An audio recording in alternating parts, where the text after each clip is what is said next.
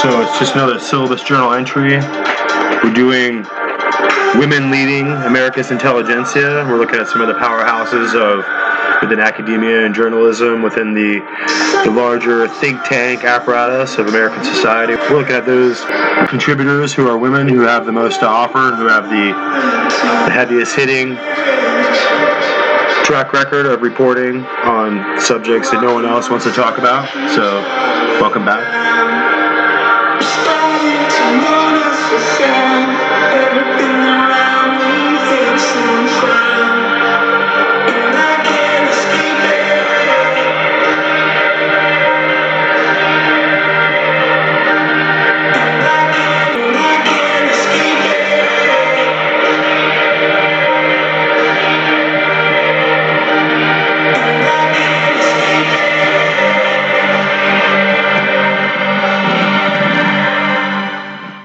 And welcome back here to another white-hot edition of Elite Journalism, Women Leading America's Intelligentsia. And we have to continue to add on these editions, these new editions, as we begin to make the grand point. The magnificent exemplar of American greatness is in the epic, historical, and philosophical liberation of women out from under the living burial, right? Being buried alive, historically, under the Dark Ages and under all the different religio-cultic pagan systems of ignorance and degradation that have historically left women as a trampled down and victim class of humanity who've just been perpetually finding themselves put upon and not permitted to partake in the male things of life, right? In the man's world. Women are just property. To go over there and sit by the fireplace and do their stitching, right? Do some macrame, okay, ladies? Just stand aside and let men handle the world. And you don't need to use your brain or use any physical abilities or anything. You don't need to do anything at all, right? You just go and do some needlework, right? And so we can see that one of the greatest accomplishments and the greatest developments of Western civilization and Judeo-Christian cultural legacy is the gradual and total liberation of the fair sex, of the female kind, so that we here in America understand and value humanity as individuals and value them each as a valuable,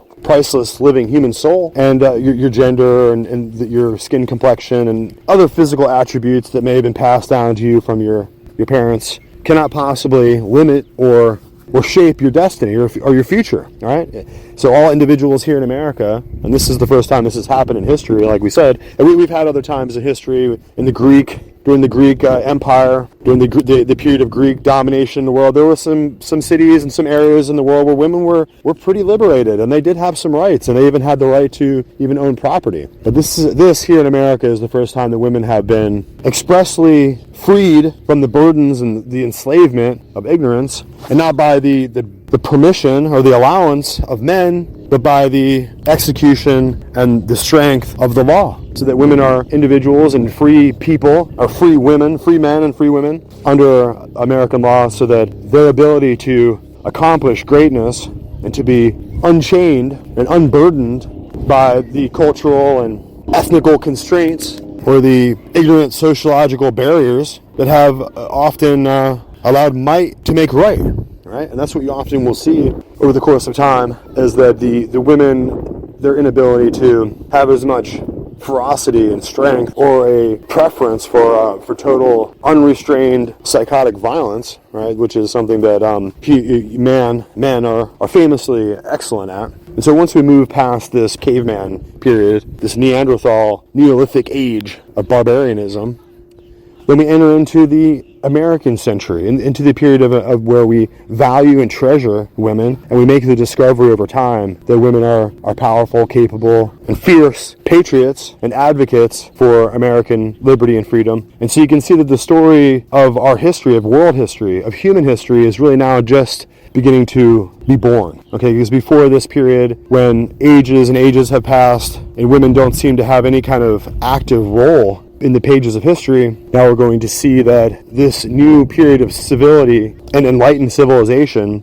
is going to bring us to this place where we finally recognize the dignity, preeminence, and centrality of women, females, of womanhood in the history of the world and in the history of in the biblical text and in the history of America. So we're at this strange place where we here in America kind of understand what these other kind of Neanderthal religions and cult-like idea viruses that are out there that you proclaim to be religions, proclaim to be true historically relevant facets of the chronology of man here. And you can take on a few of these kind of openly female-phobic religio-cultic systems. And there's several of them, mostly all of them. Okay? If you go to the Vatican, or if you go to Mecca, or if you go to the center of the heartbeat of Islam, or if you let's say Mormonism, let's go to Salt Lake City and we'll go to the New Jerusalem of Mormonism. You'll find one thing in common in all those places. You could go to the CCP, you could go to China. They recently reversed their decision that you can only have one child because, of course, they were listening to the World Economic Forum and to the globalists and the depopulation idiots. And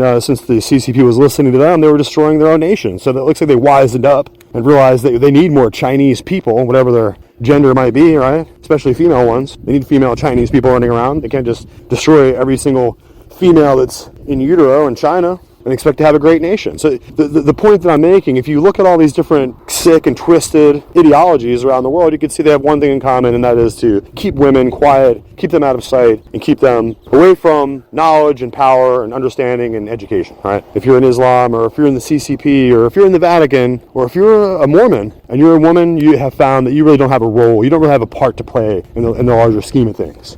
The state, the communist state, or the God, or the deity, or whatever's going on there just doesn't like you. When you come to America, you'll discover the truth is that we here in America, we love women. We find the greatness and the staggering domination of American power be essentially placed in the fact that we have half of our population not in burqas, right? Half of our population, the female half, has driver's licenses, right? Not like in Saudi Arabia. The female half of our population have PhDs and college degrees, and they also are armed. Our females here in America are armed with weapons that can kill a man, any man. And so our women are as great or greater than all of our men. And that's the secret of American power. And you won't find this greatness, this staggering expectation of greatness being laid on women anywhere else in the world. Women in America are expected to go out and to play soccer and to play it with ferocity and to win. They're expected to go out and play the different sports, the different track events, the different sport events that are available to them they might be interested in participating in. They're expected to go and face off against other talented overachiever women and to compete and to win and to be the greatest and to be the best, to be the strongest, to be the smartest, to be the fastest. And you will find that here in America, continuously at all times, you will see that this expression of American greatness is coupled at all times with the rising and unfurling qualification of all of our women as they begin to grow, develop with each following generation after, into greater and greater heights of intellectual, physical, and emotional development that the world has never before seen. We don't have to leave our women abandoned in hoop dresses or in burqas or in relative silence just to peel the potatoes in the kitchen and be quiet, Grandma. Right? That's not how we have it here in America. Right? We don't have it like that. You can go anywhere in the world and you can see that American women are the most liberated, most intelligent, and most powerfully liberated individuals on the face of the earth. So that other women around the world are in a state of envy and shock because, of course, they're being treated like it's the 1700s over in Spain or anywhere you go. In Portugal, it doesn't matter where you go. In India, women are being treated like 5-year-olds. They're treated like they're just rape victims who pipe down and not cry too loud and not expect too much, right? And so in all these wars of attrition across the world, in Ukraine, who gets hurt? Who gets hurt in Ukraine? Who are being sex trafficked in Ukraine? Is it the men? Right? No, it's the women. Who is really taking the brunt of the damage and the pain and suffering in Palestine? Is it those weird queer Hamas fighter terrorist guys? No, they are taking all the food. They're eating it all for themselves. They're perfectly good. They're not suffering. It's the women and children in Palestine that are suffering, right? Because they had an expectation that their men were going to be civilized human beings and not, act out like subhuman animals.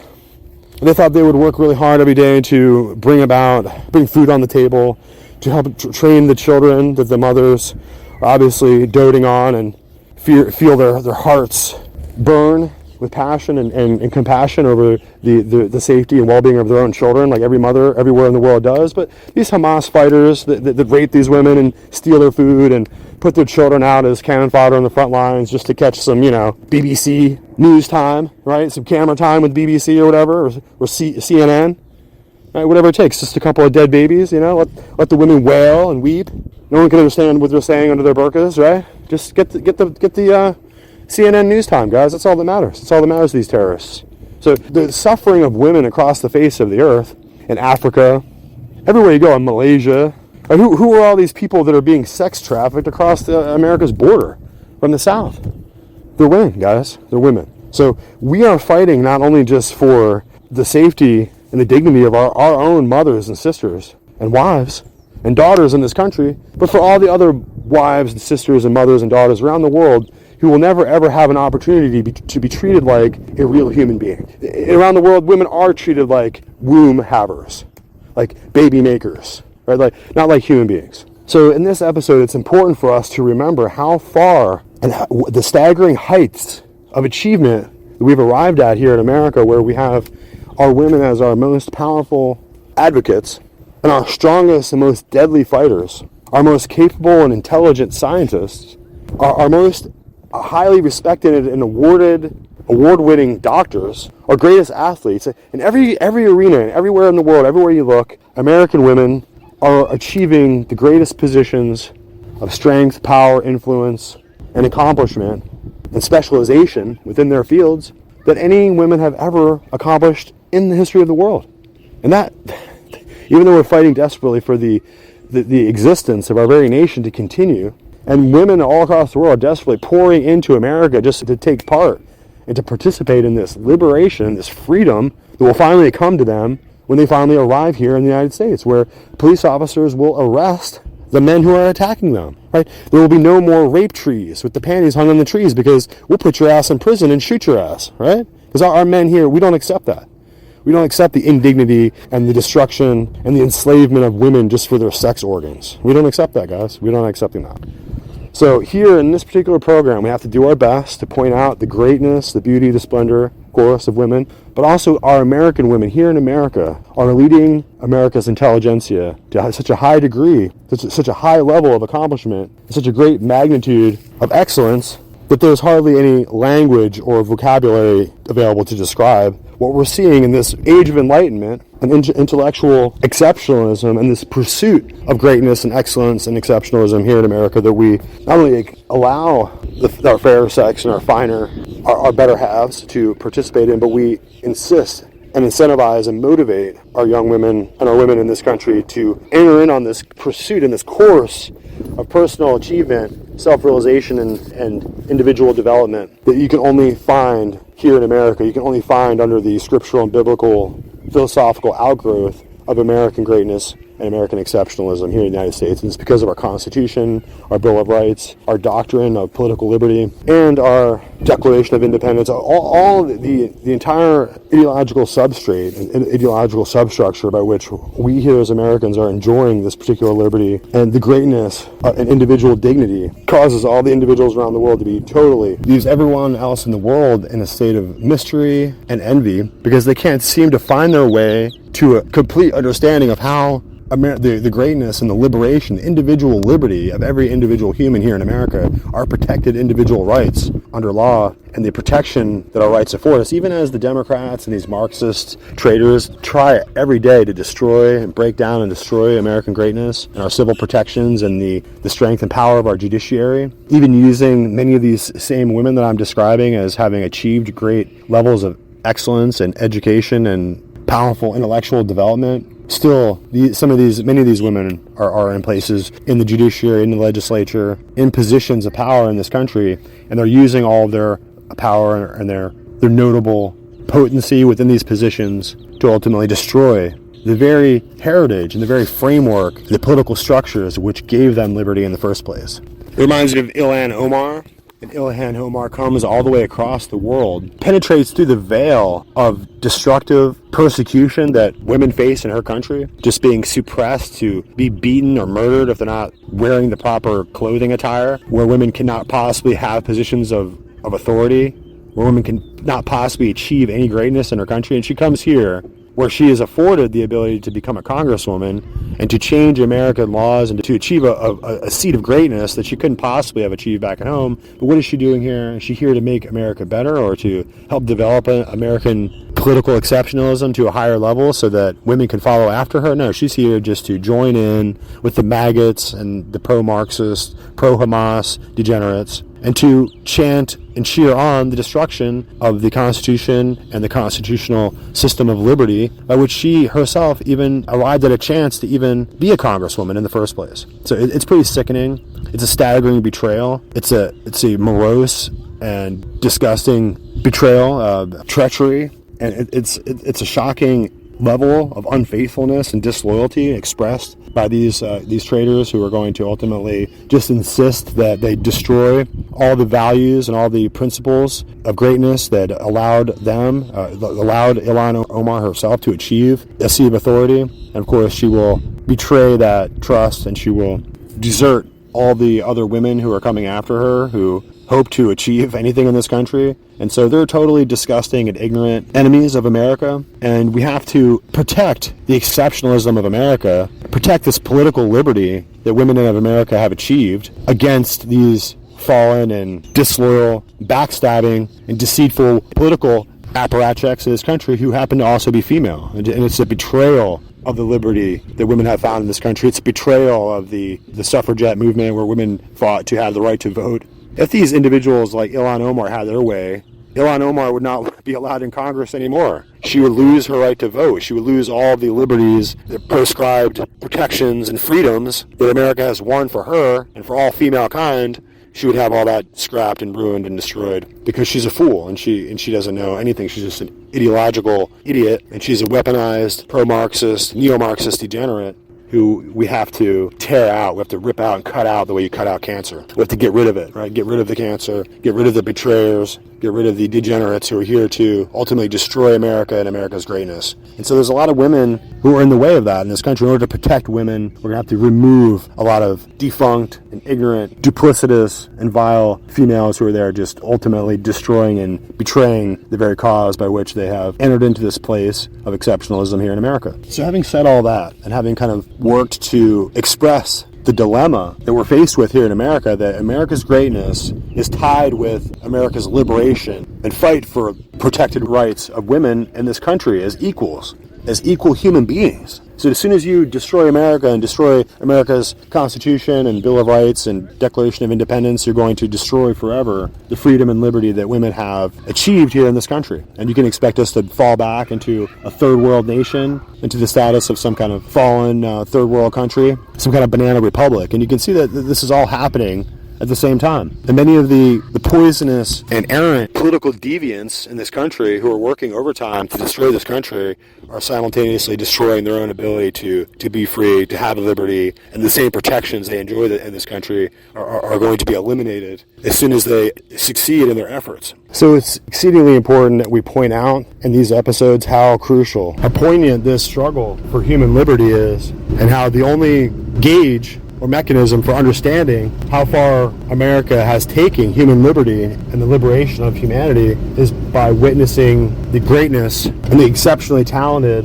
and skilled elite journalists who happen to be women that we can see everywhere you go in this country. Every emergency room, every judge's chambers, right? Every professional environment in the United States is replete with strong and profoundly gifted women. So here in this, like we've been promising, we were going to go forward and to do some research and find as many of these elite journalists and elite Americans, and to make a point to proudly display, show off the incredible heritage of America. And one of those profoundly gifted individuals, of course, is Amy Kelly. And Amy Kelly has been in the background of a lot of this work that's been going on at Daily Clout. And we've been hearing a lot from Naomi Wolf on the War Room, and we've been just staggered to discover how much information has been coming out related to the lack of safety and the dangers of these different quote-unquote vaccines or gene therapies. I don't know how gene therapy becomes a vaccine, but I guess that's the word games that they're playing now.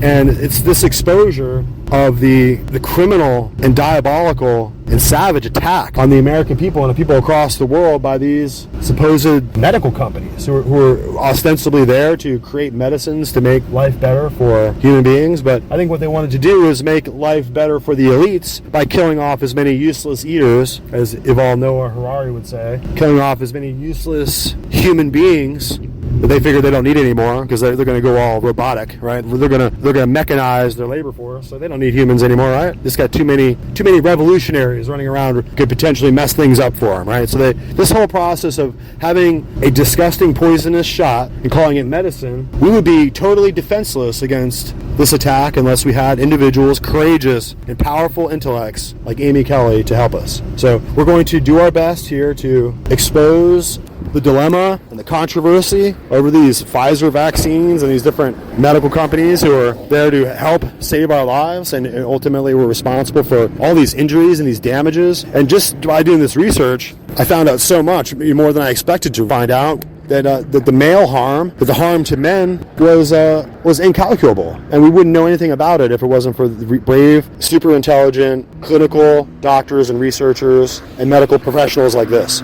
So once again, we got to thank Daily Clout, and we owe a great debt of gratitude is owed to these individuals for taking their own time and their own resources and making a fight out of this and making it their duty and responsibility to expose the truth to the American people. And Amy Kelly has been in the background. She's been doing the research. She's been producing a lot of these results with her teams, with Naomi Wolf. And we have to give credit where credit's due and to not take the exceptionalism of America for granted, not just take every day the great, the miraculous and stunning and exquisite place that we reside at here in history, and we should not easily forget how wonderful it is to look around us and see that we have women in this country who long ago broke through the glass ceiling. And not only can they read and write and do everything that men can do, but they're achieving a new level of greatness in an almost like sociological evolutionary sense by understanding now that we have to not only protect the freedoms and liberties we've achieved here in America for American women,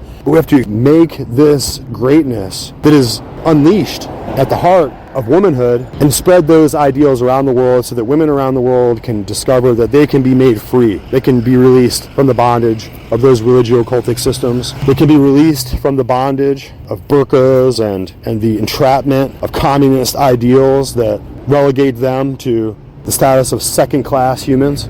So we don't accept that here in America. We don't accept that for any human beings. And we have to recognize now that the story of human liberation is a story of womanhood. Hi, my name is Amy Kelly, and I am the Program Director for the Warren Daily Clout Pfizer Documents Analysis Project. I recently wrote a report related to male fertility and the vaccines, and I'd like to share some of the information from that with you today. Pfizer's own documents showed that they thought vaccine ingredients could be transferred between people via skin-to-skin contact, inhalation, and sexual intercourse. They mandated that men participating in the Pfizer trials abstain from sex, or if they were going to have sexual intercourse, they had to use a condom, as well as another means of strong protection. Pfizer also did not test something called reproductive toxicity in men. This has to do with adverse events or negative impacts of the vaccine on reproduction, as well as on the offspring of the men who have been vaccinated. Additionally, Pfizer and all of the medical community and the public health agencies told us that when the vaccine was injected, it stayed in the deltoid muscle. However, their own studies show that the vaccine ingredients, in fact, travel throughout the body, in the blood, and then they get into different organs and they lodge in there. And at this point, we don't know if those will come out of the body and the organs or if they are just there permanently. The testes are one of the organs that the lipid nanoparticles and other vaccine ingredients lodge in, and we don't know what the long-term effects will be from that. Moreover, Pfizer was aware of an adverse event called anti-sperm antibodies that occurs. And what that means is that the body starts seeing sperm as an invader, and it attacks and kills the sperm, leading to infertility in men. mRNA vaccine ingredients have been shown to cause a staggering decrease in men's fertility, up to 22%. And that means both in the sperm concentration as well as something called the total motile count, which has to do with how fast sperm can move around. Despite knowing all of these problems with the vaccine and men's fertility, Big Pharma and the medical community and public health agencies have continued to push men to get vaccinated. And they've also hidden these adverse events and potentially bad side effects from men. And what that means is that men don't have the information they need to give informed consent prior to taking these vaccines. Several men's reproductive societies, including the American Society for Reproductive Medicine, the Society for Male Reproduction, and the Society for Male Reproduction in Urology, have all come out with statements encouraging men to get vaccinated and not highlighting these issues that are known. Even the authors of the study that showed the 22% drop in fertility still wrapped up the study by saying that men should still get vaccinated. That study was based on just 2 vaccine doses and did not include boosters. So we are left with so many questions around that. Is the decline going to continue from that? At approximately 6 months out, there was still a significant decline. How do boosters impact that? Approximately 29% of the population has received boosters, and it seems there would be even additional negative impacts based on those. How are these vaccines going to affect the long-term sexual health and development of the prepubescent and adolescent males that have received them? As has been previously documented, there is a baby die-off going from vaccinated mothers, and we wonder also how has the vaccination of men impacted that potentially impacted that baby die-off. Public health officials, governments, public health agencies, medical doctors have had this information, and yet they have withheld it from men, so men cannot make an informed decision. Why did they not raise the alarm and go to men and let them have this information so that they could make a fully informed decision? The public needs to demand answers to things like this and many other questions.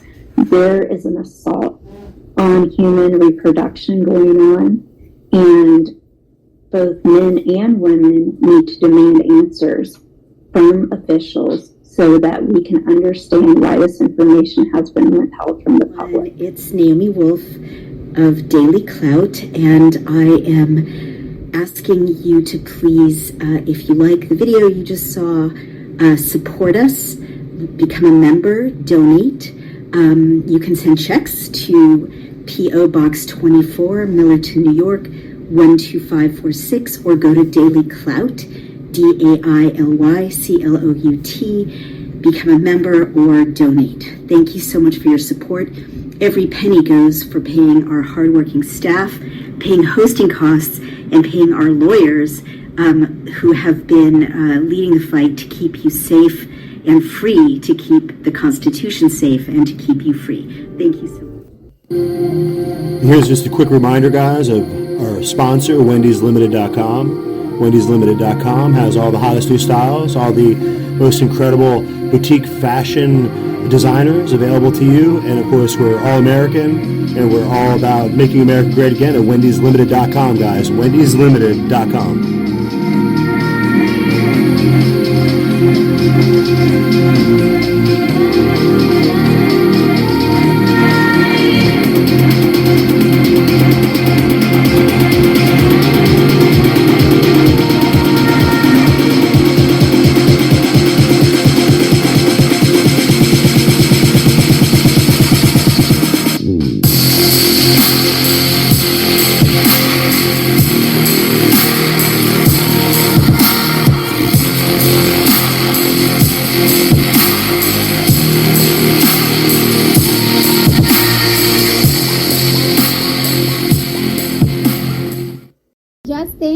podcast. This is Holly.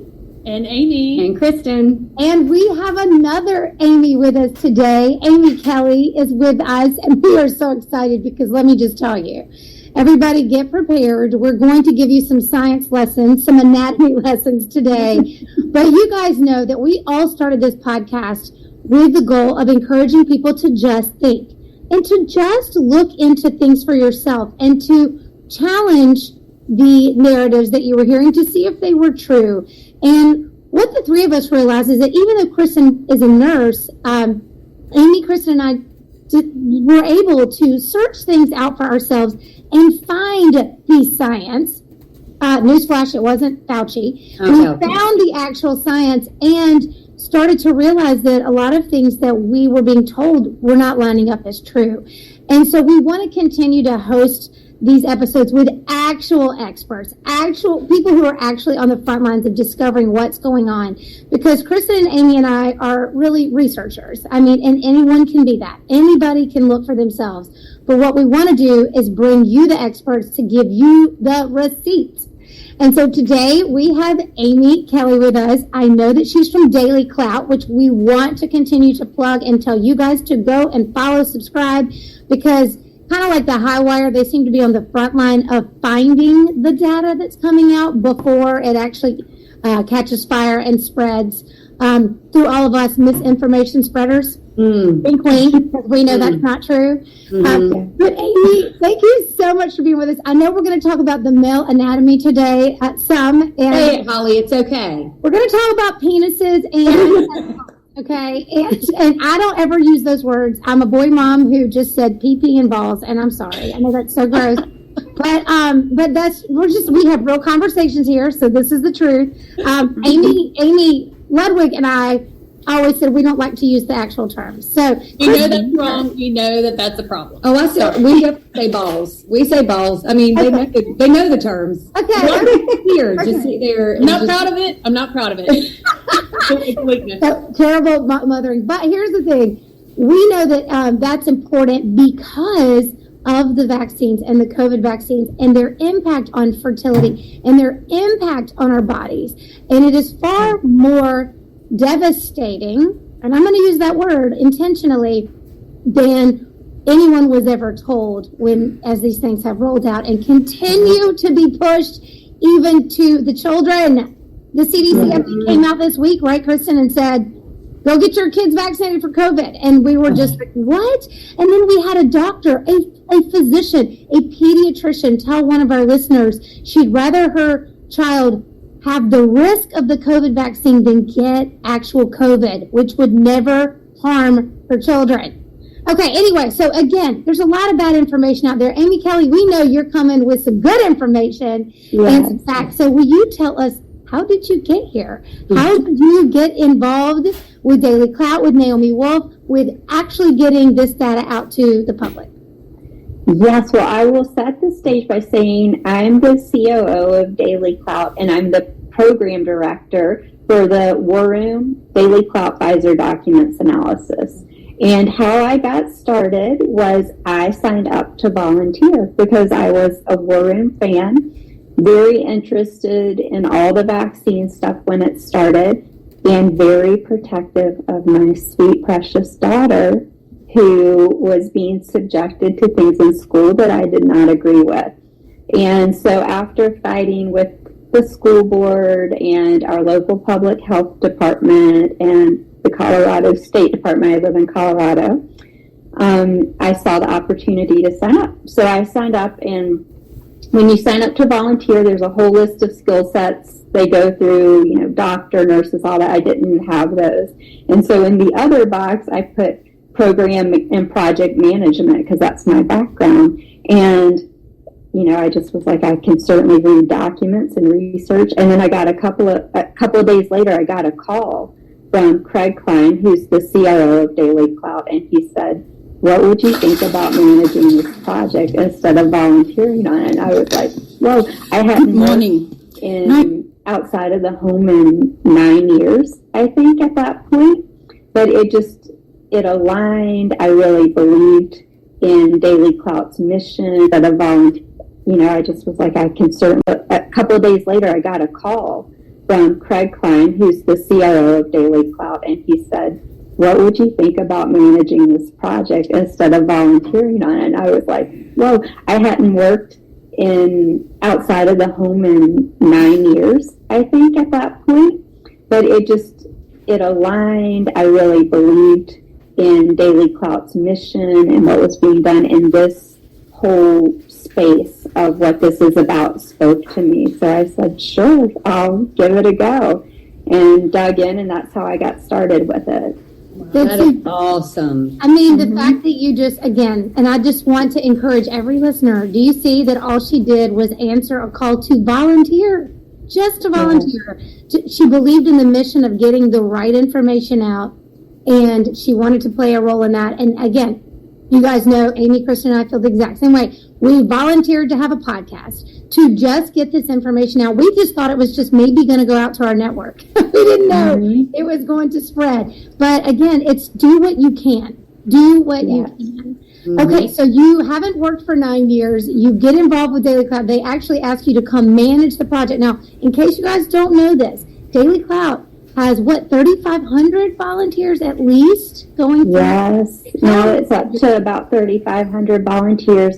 About 3,250 of those are non-attorneys. So medical professionals, data analysts, all kinds of very skilled people that have signed up to help out and go through the documents. And then the remaining ones are attorneys who have volunteered to look at it from the legal aspects. So, when I jumped on, I was like, wow, I don't know what I'm going to do managing 3,000 something people, but it's been fantastic. The volunteers are so passionate and self-motivated. And just like what you guys talked about, they just want the truth out. They want to research. They want to be informed. They know they aren't getting that from mainstream outlets. And it's been an amazing group to work with and be part of. Well, it's amazing what you're discovering. I mean, I think every week Kristen is sending us something. I say Kristen, it can be all three of us, but Kristen seems to always be really in front of this science behind the vaccines so quickly. And there's or the lack thereof. Or the lack thereof, yeah. That's more accurate, yeah. But there's something that just came out. We should probably talk about this really quickly because, Kristen, there was something that just came out this week that showed that Pfizer covered up more. Well, do you remember what that was specifically? Yeah, and actually, Amy probably knows that, about Pfizer covering it up the most, but also the documentary that I sent to y'all. But actually, is that the Safe and Effective documentary? That's a really good one. But the uninformed consent. Have you seen that? Yes, I haven't watched that one yet. Well, I actually texted Amy and Holly this morning. I texted them because we send each other all the time, and it's hard to keep up. Right. I just clicked on it because one of my friends sent it to me, and I was like, let me just see what it's like. I'll just, take a listen. Within 5 minutes, I was like hooked, and I need... Honestly, it made me tear up. It made me cry. And it also made me infuriated. I mean, we go through all kinds of emotions reading all of this. Just for everybody to know, you have to know that our intention behind all of this is to help everybody and to prevent more lives being lost unnecessarily, because it is unnecessary. And it used to be where I was like, I did not think it couldn't be just evil, but it is, and it truly is willful blindness. It is beyond cognitive dissonance. It is intentional, it seems like at this point, because with everything that y'all are, proving and exposing, and the fact that they wanted to hide it, and all of these things, everything in this documentary, it's 2 hours long, and I've watched almost an hour, and I was only going to watch 5 minutes of it. And it is one of those things that pulls it all together. It's got Dr. Malone, Dr. McCullough, it's got clips, and it's got a husband and wife. It is really good. Dr. Malone actually said that they had gone to Toronto for the filming or whatever, or the screening of it. But well, it's so good. Highly recommend. Y'all need to watch it. But it pulls everything together, and it shows everything. And I want to tell everybody, go watch this. Show this to anybody who thinks differently than us. And I would really like to see if it actually, if they really still have the same perspective. If they really still have the same viewpoint. But they won't watch it. That's the problem. Yeah. Yeah. I feel like there's a lot of people that have taken the vaccines and really don't want to actually know the information that's out there now, because it's scary, right? If you've done it for yourself, or if, say, you've vaccinated your children, and then you hear about the information that's out there, and that's terrifying. And so instead, they're just, like you said, being willfully blind about it. Yeah, well, it's one thing to do that, but I think I just want people to say before you get any more. Because, like they say, the dose is the poison. And so we don't want to scare people who are listening, who see this and know, like, oh my gosh, look, we're learning a lot about just vaccines in general. We're kicking our tails from what we've given our kids. And but we can't like hang on to that guilt and stuff. We have to just be thankful that we're okay, they're okay, and we've got to move forward. And it's like once you know better, you do better. Yeah. And so it really is just stop. Just remember that the vaccines you can't take back. They're in forever, and it is a huge decision. It's a bigger decision than just popping an Advil, you know? Right. So, and I think that's just what's so important is that, like, even if you're scared, try to push past the fear and knowledge is power. Yeah. Yes. And that's what we want you to tell us too. Like, I mean, I'm sure you know what Pfizer has tried to hide, and that they tried to hide it for 75 years. And so if you can look, like, what are some of the things that you've unfolded, or like some of your oh my gosh, aha, moments? Yes. I was thinking about, like, what are some of the most shocking things I've encountered over time. And this weekend I was thinking about, because I knew I would be coming on here, I think one of the most shocking revelations, which you guys may already be familiar with, is when I saw what they call, it's a post-marketing experience document, and that's publicly available. And post-marketing means the adverse events of special interest that are happening after the EUA has been approved and they start rolling out the vaccine. So when the picture of time in the particular document I'm talking about was from essentially December 12th, let's say, it rolled out on December 11th through the end of February. Oh, that was 2020, by the way, through February 28th, 2021.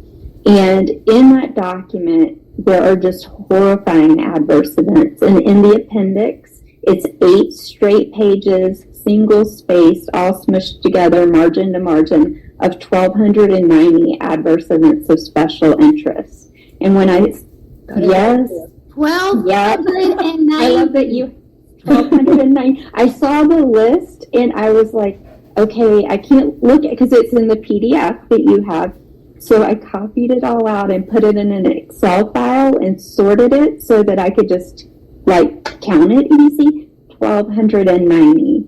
And they are awful things. It's cancers, it's autoimmune diseases, it's every reactivated virus you can, and I mean deadly ones like all different kinds of meningitis. And it was a really shocking moment for me when I thought, okay, we are less than 3 months out from the EUA. They already know all this is going on, and the only messaging that's being given is safe and effective. Go get it. You got to get it right now, So can you explain the difference, because I was listening to you on one of y'all's videos, the difference, and at least to our listeners too, the difference between the adverse events and the adverse events of special interest. Because when we actually did a reel with this, we actually were in Colorado when we did this reel, and it pretty much went viral, talking about these adverse events of special interest. And it was shocking, I think, to a lot of people because they didn't know, because nobody had said anything, showed anybody.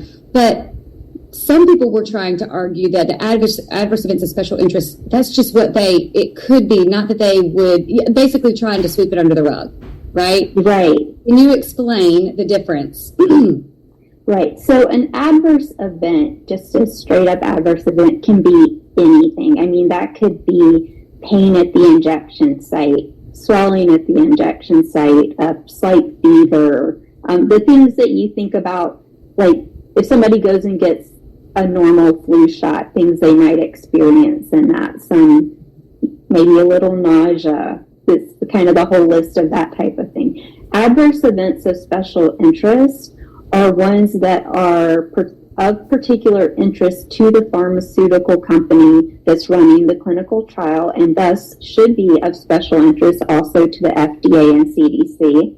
They don't seem real interested, but they tend to be more severe ones, like what I was saying earlier, autoimmune diseases, cancers, things that are, I would say, just really big red flags that should be looked at more. And so to have such a huge list less than 3 months post rollout was absolutely terrifying to see. And just to reiterate, this list is Pfizer's Just list. Pfizer. Just Like, Pfizer. That's right. This is their data. This is not like somebody else's. This is their own information that's in their own document. This is part of the document they were trying to conceal for like 75 years. Just make sure y'all remember that. And additionally, Not hearsay. Here's just a little.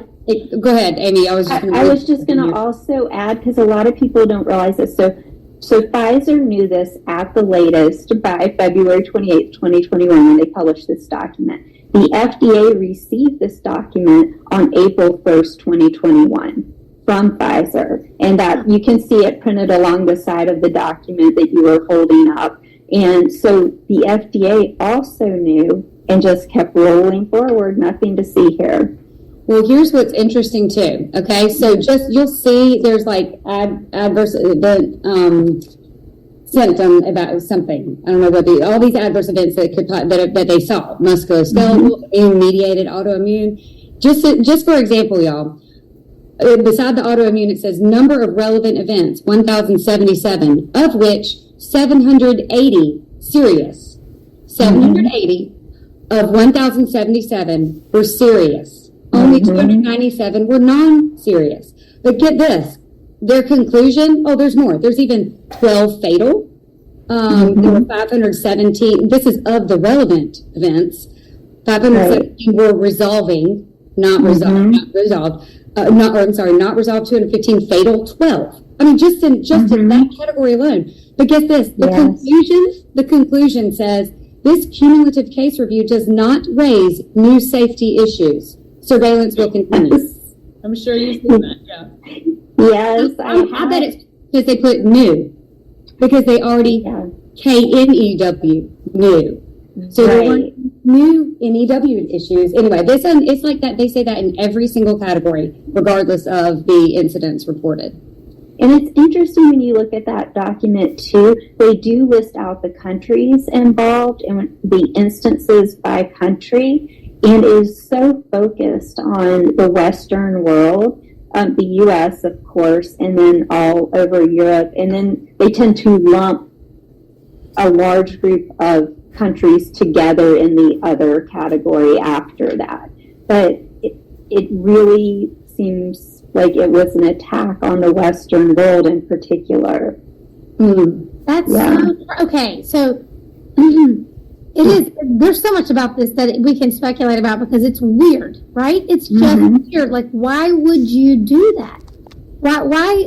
I mean, we could speculate all day long, and I don't think we have any definitive answers, but it should make people just think. It should make that's unusual, right, Amy, for that to be presented out that way? It seems unusual to me. I haven't dug into a whole lot of other like post-marketing documents, but it did jump out at me that there's all these U.S. and European countries that had so many of the adverse events that are discussed in that document. And then later in the production, I believe it came out on July 1st, if I remember right, there's another adverse events document that is also terrifying. It's 3,645 pages long. I can believe that. And it's right there. That right there alone should make people just think.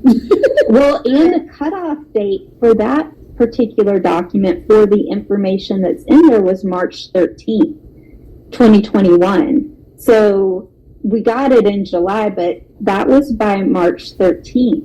And that the things you mentioned earlier about where I've been talking about prostate and testicles and penises and all those kinds of, a lot of the adverse events related to it or from that document. And again, that was 3 months after the EUA came out, and they already had that many adverse events to document. Wow. And yet, nobody cared. The FDA didn't care. The CDC didn't care. Pfizer didn't care. The Biden administration didn't care because they were mandating this. This shot. And of course, all the media didn't care because every time you turned your TV on, you were told that it was a pandemic of the unvaccinated and to get your vaccine. If you didn't get your vaccine, you wouldn't fly, you wouldn't get on a train, you couldn't go anywhere. And how dare you, if you weren't vaccinated, you were going to expose other people to the COVID virus. We now know that is just absolutely false. All of it. Yes. All of it. Okay, well, we know that now. Anyone with a thinking brain should know that now. If you don't know that, you need help. Truly. Yes. You need, I'm not kidding. It is a psychosis that comes. It is. You need something. You need something. I don't know if I have it for you, unless knocking someone over the head works. We don't have it here. We do not. Like, come on, people. Come on. We know the vaccine is not safe or effective. And if you don't agree that it's not safe, but we can at least agree it's not effective. It's not done its job. Okay? Not what they told you it was going to do. Okay, so now we know this. We know that Pfizer did not want to disclose any of this, but no one really cared. Nobody was holding Pfizer accountable, which begs the question, where are the checks and balances for these pharmaceutical companies? We clearly, it's failed, and there's got to be corruption inside the government, inside the CDC and the FDA, because they will not hold them accountable to good science. And their safety measures are not in place. Now, again, we could speculate about that all day, but what we want our audience to consider is, if they're corrupt on an EUA, I promise you they're corrupt in many other ways. We have been things have been bought and brought to market that should not have. There's recalls every day on these things, and we need to stop trusting the three-letter agencies that we thought were there to protect and serve us. Because it's clear they're not doing it, and there should be a reckoning for all of us. Okay, so Amy, now one of the specialties, I guess I should say, are the things that you've done the deep dive in, because it's in reproductive, the reproductive effects, and specifically on males. And this has been very interesting to us because we knew people who got the shot that immediately said, my cycles are off. Or they weren't vaccinated, but their spouse was, and their cycles were messed up. And they were asking us, is it related? Is it connected? Well, there were so many reports of it, we thought there has to be something to it. It's now come out. James Thorpe has been on the podcast. He went through the science behind females, but you have the receipts on the impacts on males. So tell us what you've been discovering that is very alarming. Well, as I saw all this information coming out on females, I thought, wow, that's shocking and disturbing. But what's going on with the men? Because I'm really not hearing about that. And so I talked to Dr. Wolf, and I said, I'm going to look into that and dive into it. And so I started doing some research, looking at what studies had been done. Well, of course, what's in the Pfizer documents themselves, and then also what studies had been done over time. And as I started looking at it, it was just awful. When they did studies on men after the vaccine rollout, they tended to test groups that were going to give them the results they wanted, is the best way I can say it, to kind of spin it that way. But some truth came out, and there was one study in particularly out of a journal called Andrology that showed a significant decline in sperm concentration and sperm motility. When it was reported on, it was actually called a staggering decline. It was 22%, and they looked at it through 6 months out. Most studies have an endpoint where they stop. They're like, this is the end of our study. And at 6 months out, they weren't seeing it come back up to normal levels. And one of the things that I also found surprising in this article was they wrapped up the study by saying still, we suggest that you go out and get vaccinated.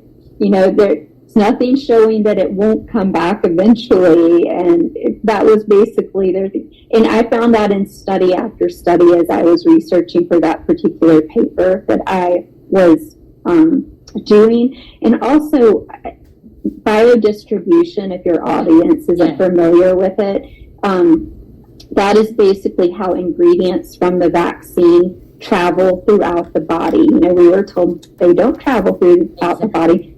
And I don't know if you guys saw this, the American Red Cross just came out in the past few days and said it doesn't enter the bloodstream. So the blood supply is completely fine, in case you guys were worried about that. Have you looked into that? Because what I saw was I knew it was in plasma and all this stuff, but I think I saw somewhere where it said it wasn't in red blood cells, but I don't know if that was someone telling you that it wasn't because they wanted you to think it wasn't. Don't worry, I'm not getting any blood transfusion. Right? No, I'm gonna literally people who are Jehovah's Witnesses, like they don't get blood transfusions. Like literally, I'm gonna start just having it on my medical sheet. Whatever happens, don't give me. People have been putting that in their living wills now because, or saying, I think my own blood, or these are my people that I've identified that I want to get. If I need a transfusion, call them. Well, let me ask this too real quick, Amy, because we actually got a message about this and we haven't even responded yet on our social media. But one of our listeners said, I'm pregnant and God forbid if I need blood, I don't want vaccinated blood. I really am concerned about the spike protein in the blood, and which I think she's got legitimate concerns here if you follow the science that's been unfolding. Do you have any idea? Do you guys know, can you pre-bank your blood, or can you have someone donate blood just for you? Does that work? I don't know. Does anyone know? You can bank your own blood. I don't know a whole lot about it. I was just mainly shocked to see the American Red Cross come out and straight up lie and say it doesn't go into the blood. So back to when I started talking about back to the biodistribution, that is when the vaccine ingredients get into your system, and they do get into the blood. They travel throughout your body, and they collect. That's how it gets everywhere. Yes, they collect in different organs. They also, Pfizer has its own biodistribution study that's been released in the documents, and it does show all kinds of different organs. It also shows it in the blood, in the plasma, bones, bone marrow. It's everywhere. It's gone everywhere.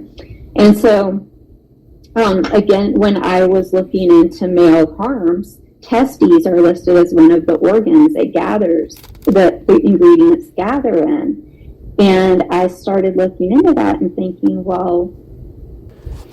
So there you have it. That's just some more research. Just fascinating. I mean, I was just as surprised as you guys were to find out that the male harm was so significant. And, of course, this is Just Think, the podcast, episode 72, combining the data and sounding the alarms. And, of course, they have Julie Kelly there, and you'll have to go back. And, of course, they do a whole other hour past this current stopping point by which we're going to cut it. But you'll have to just take that as the cliffhanger, because ultimately she's going to go into even greater detail. And I was as fascinating as you were to discover more about biodistribution, right, and other fascinating aspects of this. And so we're relying on the powerful intellect and the American spirit and great prowess and innovation and ingenuity. And this is the heart of America's great advantage in the world.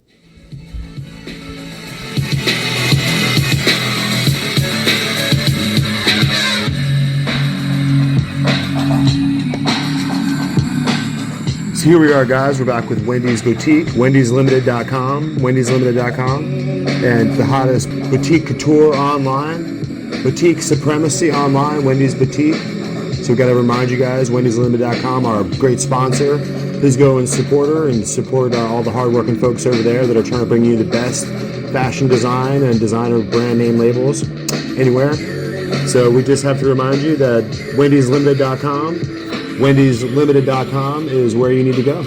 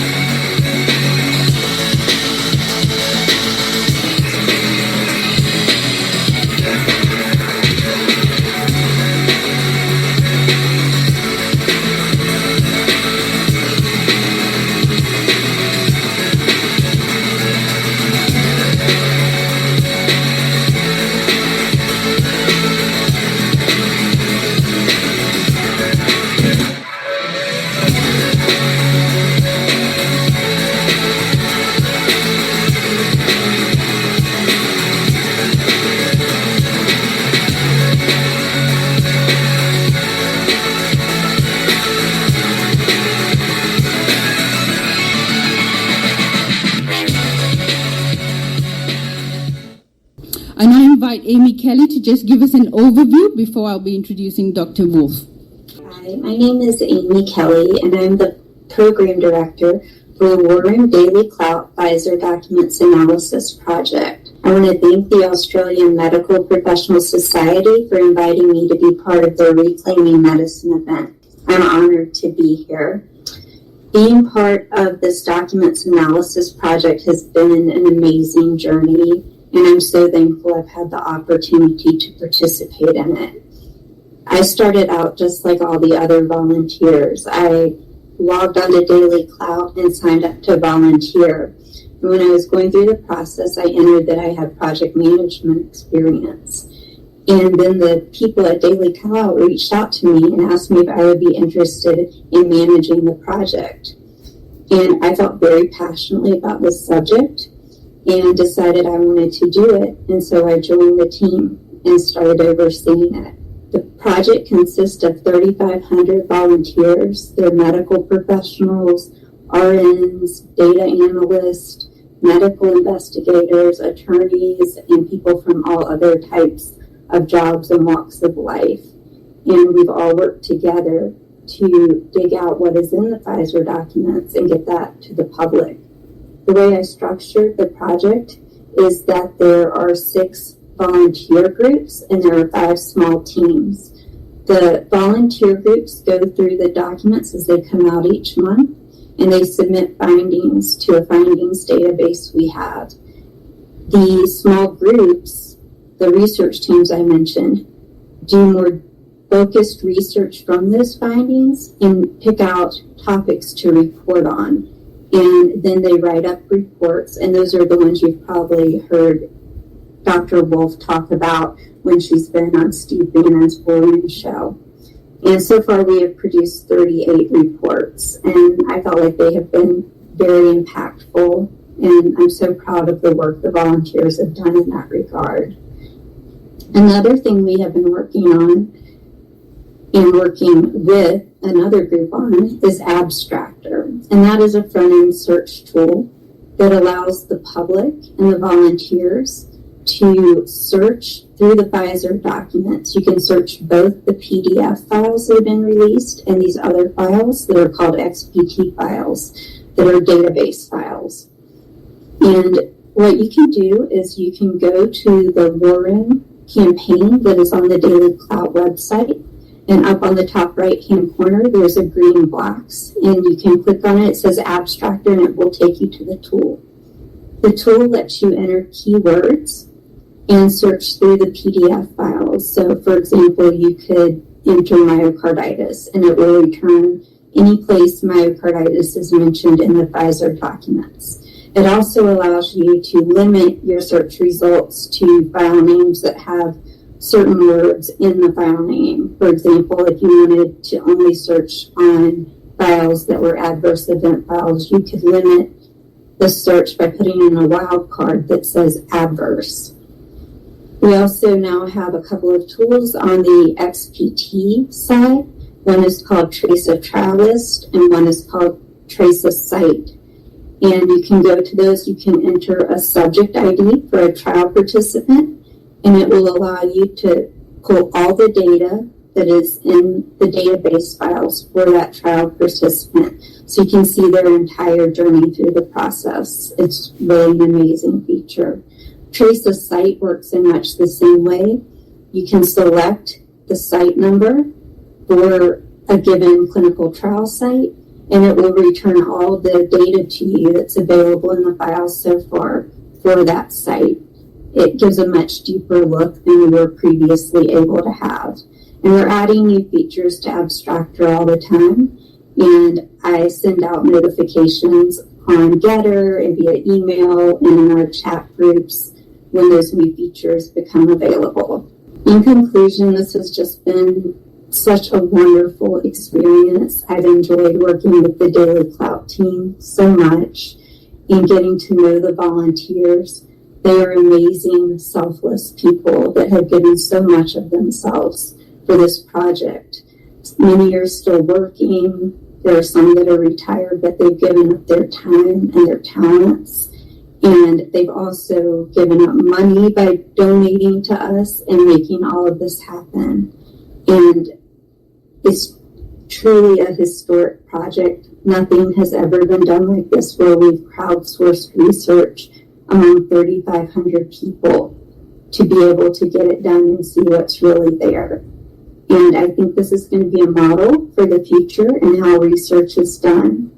And I look forward to hopefully being able to participate on other projects like this as we move forward. Again, thank you so much for having me.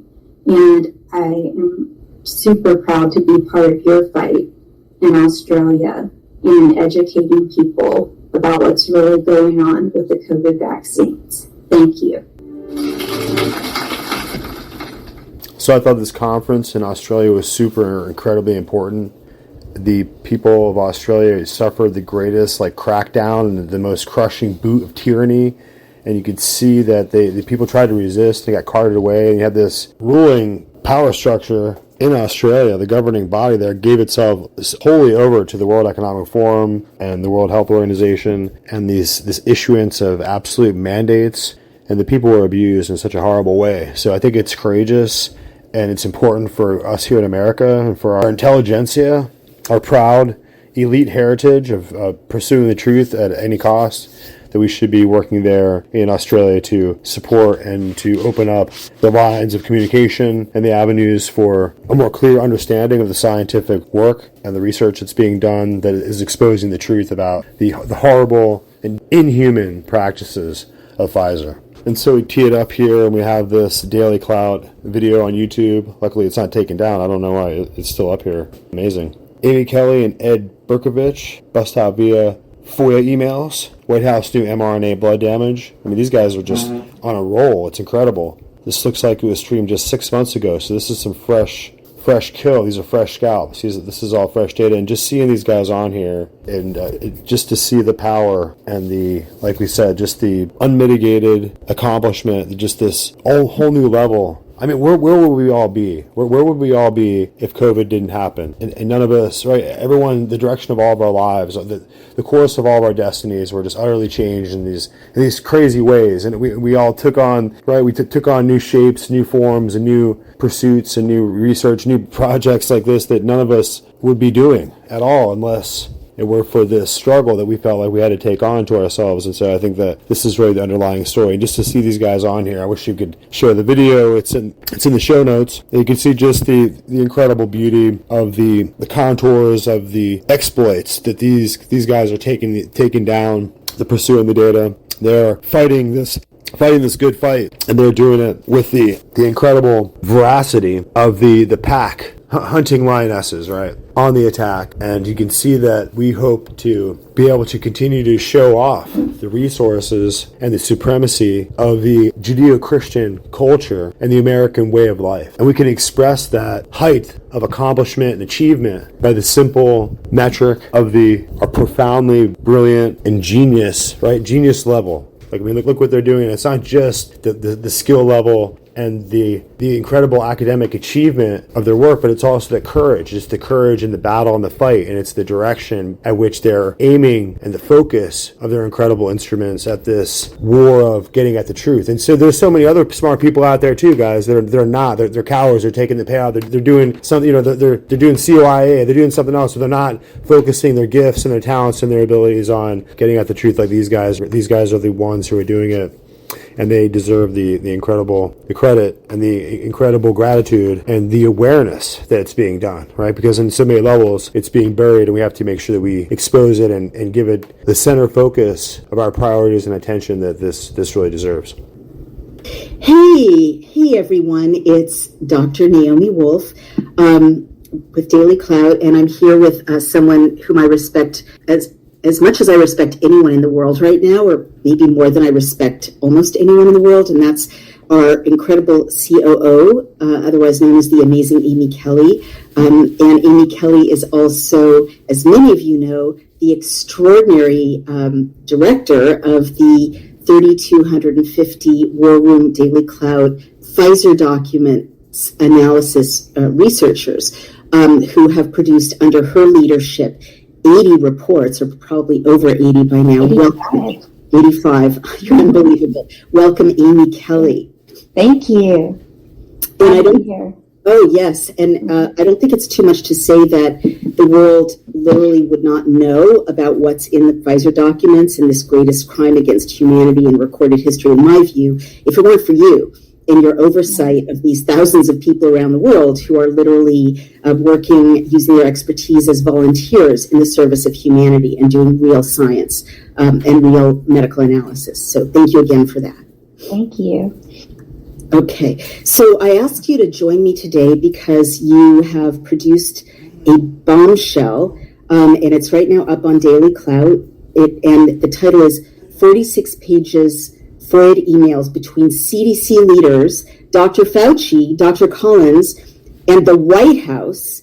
NIH and HHS show they knew about vaccine-induced myocarditis and thrombotic thrombocytopenia, a blood clotting disorder, and the emails are over 80% redacted. So tell us, how did you see these emails in the first place?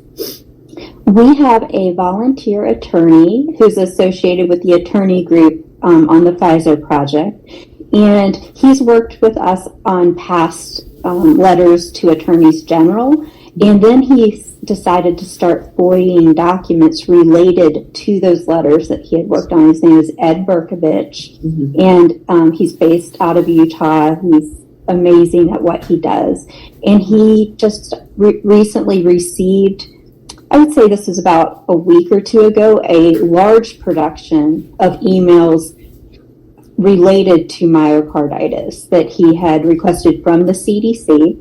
And then in that, what he received, it said you're going to get 46 additional pages, but they're related to other government entities. So we have to check with them before we send it.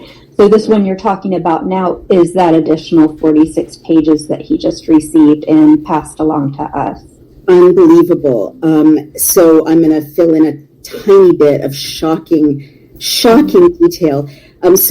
Attorney Ed Berkovich submitted a FOIA to CDC, as Amy Kelly just explained, and his exact request was, I request emails sent and received by Dr. Rochelle P. Walensky, Sherry A. Berger, and Kevin Griffiths, all of whom are CDC personnel, and the dates he requested were between February 1st, 2021 through May 31st, 2021, containing the word myocarditis.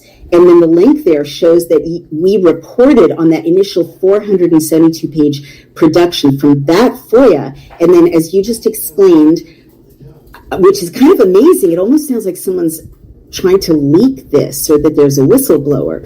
They sent 46 additional pages, over 80% of which were fully redacted, involving other government entities such as the White House and Executive Office of the President of the United States as part of this production.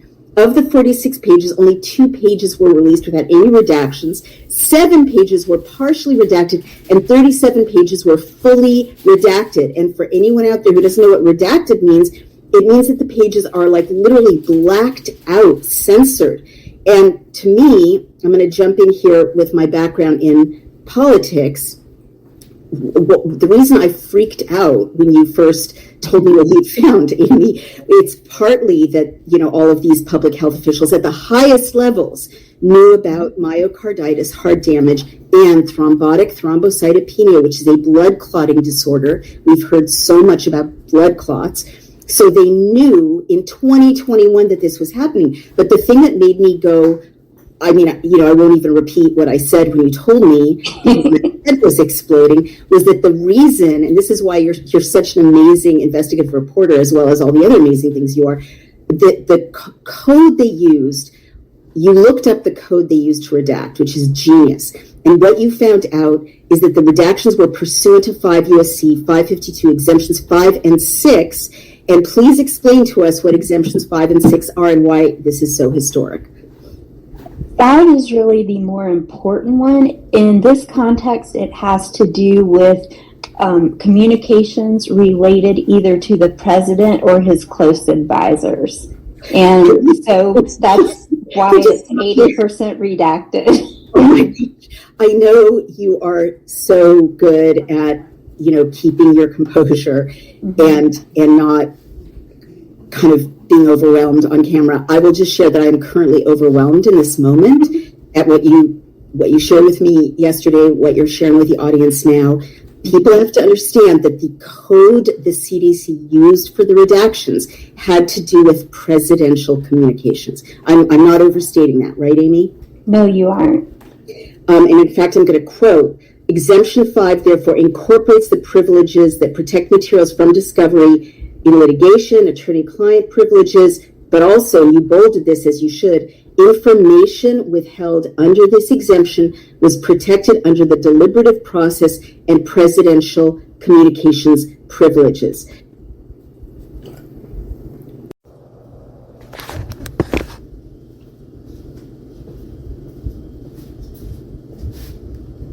And then I'm going to go on to the next bolded section. People really have to process what Amy's saying and what I'm sharing. The presidential communications privilege protects documents solicited and received by the president or his immediate White House advisors who have broad and significant responsibility for investigating and formulating the advice to be given to the president, period, end quote. So that's not your opinion, right, Amy Kelly? That's literally what this exemption is. That's a quote. Would you elaborate on that, please?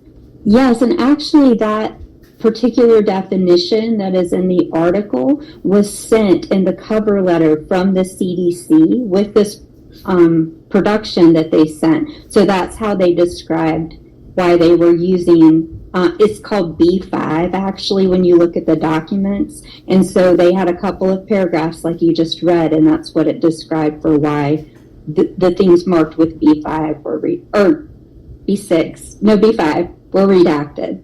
Right. Oh my gosh. So I have to say, and again, I know it's not your job to do the political analysis, but I can't help myself. With that, obviously this requires a ton more investigation and certainly congressional investigation, certainly all the major legacy media. I'm waiting for you to jump on this biggest story of our time that once again, Amy Kelly and volunteers have broken. But what it sounds like to me is that the CDC is throwing the White House under the bus, that finger pointing has begun, or else it was an oversight, or else the law just compels them to disclose. But it sounds like they disclosed more than they literally had to. I guess I'm speculating at this point, but I guess what I'm trying to say, having worked as an advisor to a presidential reelection campaign, having worked as an advisor to a vice president, this is not an accident. This means that in 2021, there was communication sending information about damage to people's blood and damage to their hearts to the White House, to people at a very senior level advising the president, if not the president himself, we don't know, but certainly at the highest levels advising the president. They either solicited or were looped in by the CDC and these other public health officials at the highest levels with this information that the mRNA injections were causing blood clotting disorders and heart damage. Is that a correct summary, Amy Kelly?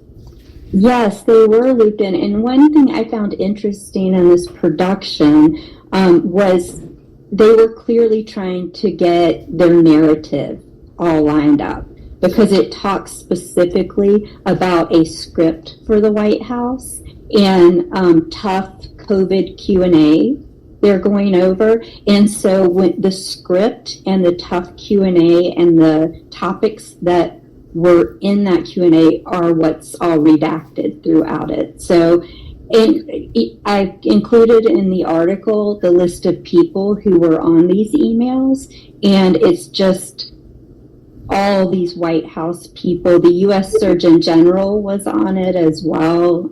So they knew what was going on and were essentially trying to get ahead of it.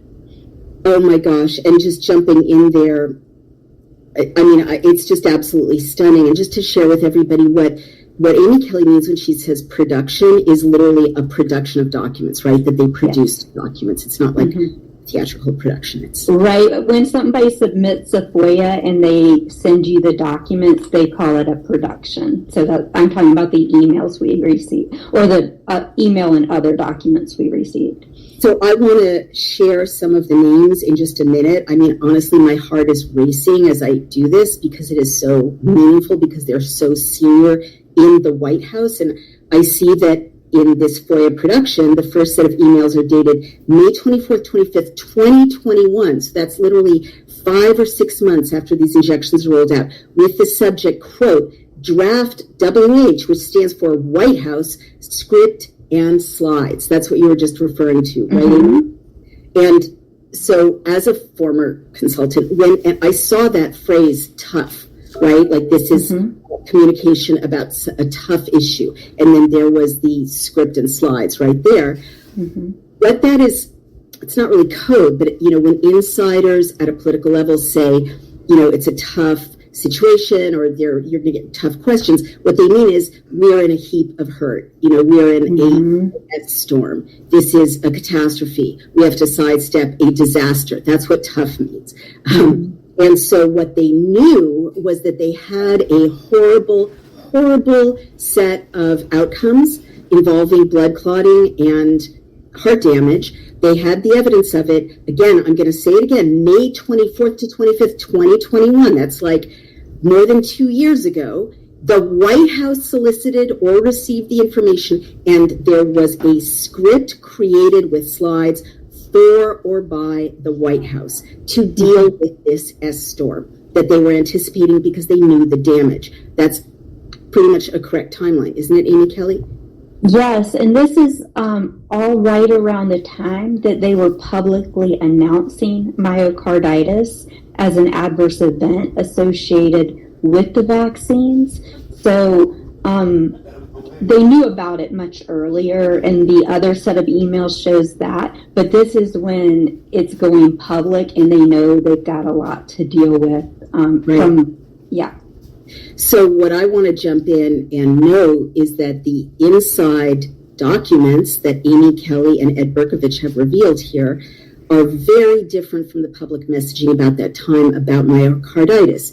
As you recall, around spring of 2021, we were being told by the White House and the CDC, it's rare. Myocarditis is mild and rare, extremely rare. We were also being told a lie that it resolves. And years later, Dr. Peter McCullough and others are finding that myocarditis does not resolve, and that, in fact, people can face an early death. So basically, what I see happened comparing these internal documents with the public messaging is that they freaked out internally, they created a game plan, and part of the game plan was to disclose myocarditis as a side effect, but in a completely falsehood-laden way, downplay its severity as a symptom. So let's see who was in on the emails. Abigail Tumpy, former Associate Director for Communication Science for CDC's Public Health Infrastructure, emailed Rochelle Walensky, CDC Director, and ATSDR administrator, with Sherry Berger, Deputy Director for Policy, Communications, and Legislative Affairs, Chief Strategy Officer, Robbie Goldstein, MD, Mass Commissioner of the Department of Public Health, former Senior Policy Advisor at the CDC, an infectious disease physician at Mass General, a faculty member at Harvard Medical School. Why were all these private citizens being included in White House comms is a really important question. Jason McDonald, a CDC spokesperson and public affairs specialist, was also CC'd. These emails had a, quote, draft press script. That means draft press conference script. Journalists, pay attention, this is huge. And slides for Dr. Walensky's review, Dr. Walensky's in brackets, attached. However, the 10 pages of the script and slides are fully redacted. The 10 pages are fully redacted, meaning that they're redacted because of presidential involvement or some other reason that is not being disclosed. But this is a script that the White House was creating that we've busted open via Amy Kelly and Ed Berkovich, that the White House is still trying to keep you from knowing what is in the script. Now I'm going to go on, if you don't mind, Amy, so people know the hugeness of what you've done here. May I just jump in real quickly and tell people that when documents are produced like this and they're so heavily redacted, you do have the opportunity to appeal the redactions, and Ed Berkovich is going to appeal the redactions and see if we can get some of it at least, better than 80%, get that. So hopefully that will happen. I don't know the exact timeline, but you do have a chance to appeal. We'll see what happens.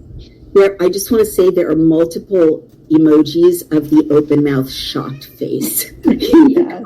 And I'm not surprised. Amy, so in the emails that you've been going over, there are literally pages that are completely blacked out. Is that the bottom line? And that's the slide deck. Oh, yeah, there were 37 pages of the 46 pages were completely redacted, top to bottom. Unbelievable. In the second set of emails, which was also dated May 24th to 25th, Abigail Tumpy again emails Dr. Walensky with the same people CC'd, plus Agnes Warner, CDC Director for Advance, CC'd. And just jumping in again with my political consultant hat, the names I'm reading, they're not, like over and over, Steve Bannon has asked me and asked you, Amy, how could this have happened? Did the White House know? Did the senior management at CDC and FDA know? So what your bombshell revelation and Ed Berkovich's FOIA of these emails reveals is that it wasn't middle management. It was the very top people, including the executive branch of our government at the very top, if not President Biden himself, which is not clear, but certainly the people around him at the senior level. And the other thing I want to say is I'm reading names of people, like everything you've heard about COVID and the mRNA vaccines for the last 3 years were crafted by people in communications roles at the CDC and at the FDA. And these are the people who crafted everything you heard. Like when you heard it was safe and effective for, like everything you've heard about COVID and the mRNA vaccines for the last 3 years were crafted by people in communications roles at the CDC and at the FDA. And these are the people who crafted everything you heard. Like when you heard it was safe and effective for pregnant women, these names had the jobs of crafting that message. When you heard that you shouldn't worry about injecting your teenager who was male because you'd heard about heart damage, these were the people who told you it was extremely rare. It almost never happened. It was so rare. These are the people who didn't tell you as of May 2021 that blood clotting was a side effect that they were seeing notably, with a notable signal. So these are the most senior people tasked with. Advance is communications, and communications is communications. These are people who met with and paid the legacy media to carry forward these messages that you're stupid if you don't get injected, you're going to infect other people if you don't get injected, and that any risk you run is negligible. I just wanted to jump in and say that. Can I go on, Amy, for just a bit with these names? In the next email dated May 25th, 2021, so this is a full court crisis because it's all these agencies doing nothing but this pretty much for 3 days. Benjamin Wakana, White House Deputy Director of Strategic Communications and Engagement. I'm going to say that again. Benjamin Wakana, White House Deputy Director of Strategic Communications and Engagement, writes about, quote, COVID tough QA. That's what you mentioned. To Dr. Walensky, Anthony Fauci, MD, National Institute of Allergy and Infectious Disease Director, White House COVID Task Force, Andrew Slavitt, White House Senior Advisor for the COVID response, Francis Collins, MD, Director, National Institutes of Health, Vice Admiral Vivek Murthy, MD, MBA, U.S. Surgeon General, Health and Human Services, and Marcella Nunes-Smith, MD, COVID-19 Health Equity Task Force Chair, all were included in this. So these are, these names. Names, and this includes multiple White House top officials. Andrew Slavitt is the White House Senior Advisor for the COVID response. Benjamin Wakana, White House Deputy Director of Strategic Communications and Engagement. Literally the guy who crafts the message that the White House, the president gives, that the president's spokeswoman gives to the country about COVID and about the vaccines. They're all included in this COVID tough QA that was sent from the White House to Dr. Walensky. So it's not that the White House solicited it, the White House created it to give to Dr. Walensky, it looks like. So message with Anthony Fauci and Francis Collins at that time. Max Lesko, JD, Chief of Staff, Office of the U.S. Surgeon General, White House, COVID-19 Response Team. Subhan Chima, Senior Strategic Comms Advisor, White House, COVID-19 Response Team. Mariel Sayas, White House Director of Broadcast Media. So these are the people who liaise with television and radio to tell you every minute when you're in your car, when you're at the bar, when you're just clicking through the channels. These are the people who craft the message you hear about the vaccines. Cameron Webb, Senior Advisor for Equity to the White House COVID-19 Response Team. Kristen Allen, White House National Press Secretary, COVID Response, HHS. So again, senior leadership at a whole other agency. Sharice Perry, former Senior Advisor, COVID-19 Equity Task Force, HHS, now White House Senior Advisor to the Director. The email says, hi. Attached, please find the latest tough QA. New topics include, and all of the topics are redacted. So there could be side effects they knew about that we don't even know. Like the redacted parts could say, and their head will fall off in 5 years. Like we literally don't know what side effects they know about that we don't know. The attached document, which appears to be 17 pages long, is completely redacted. And the final email, I promise I'll turn it back over to you, is from Grace Kwok, White House Advisor to the Deputy COVID-19 Response Coordinator, Executive Office of the President is where she works, asking Dr. Walensky's Executive Assistant, Lynn Gershman, where to find, quote, papers/briefings about, quote, updates on TTS, which is thrombotic thrombocytopenia syndrome, comma, myocarditis, etc. Ms. Gershom forwards this request from the White House to Sherry Berger. And there you link the whole FOIA production. So basically, I promise I'll stop, but just so everyone understands, the Executive Office of the President's Grace Kwok, White House Advisor to the COVID-19 response, knows in May of 2021 about myocarditis and about thrombotic thrombocytopenia, which is blood clots. And we in the Pfizer documents have seen blood clots, lung clots, leg clots, catastrophic platelet disorders. And they know about it, and they're crafting messaging so that you won't know about it at the level of the president's office over 2.5 years ago. Amy Kelly, tell me more. I mean, what does this say to you, given what you've seen as overseeing these 85 reports from the Pfizer documents analysts? Well, I wanted to mention that it's called TTS, thrombotic thrombocytopenia syndrome, is how they mention it. And that is a vaccine-induced syndrome. So if you do research on it, you'll see that it's mRNA vaccine induced. It is indeed blood clotting disorder, and the other aspect of it is low platelets. So it's kind of a double whammy there. In everything I've seen from researching and learning about the Pfizer documents, as well as the FOIA previous to this, they knew, like, so far in advance that there were these kinds of issues that were going to come out.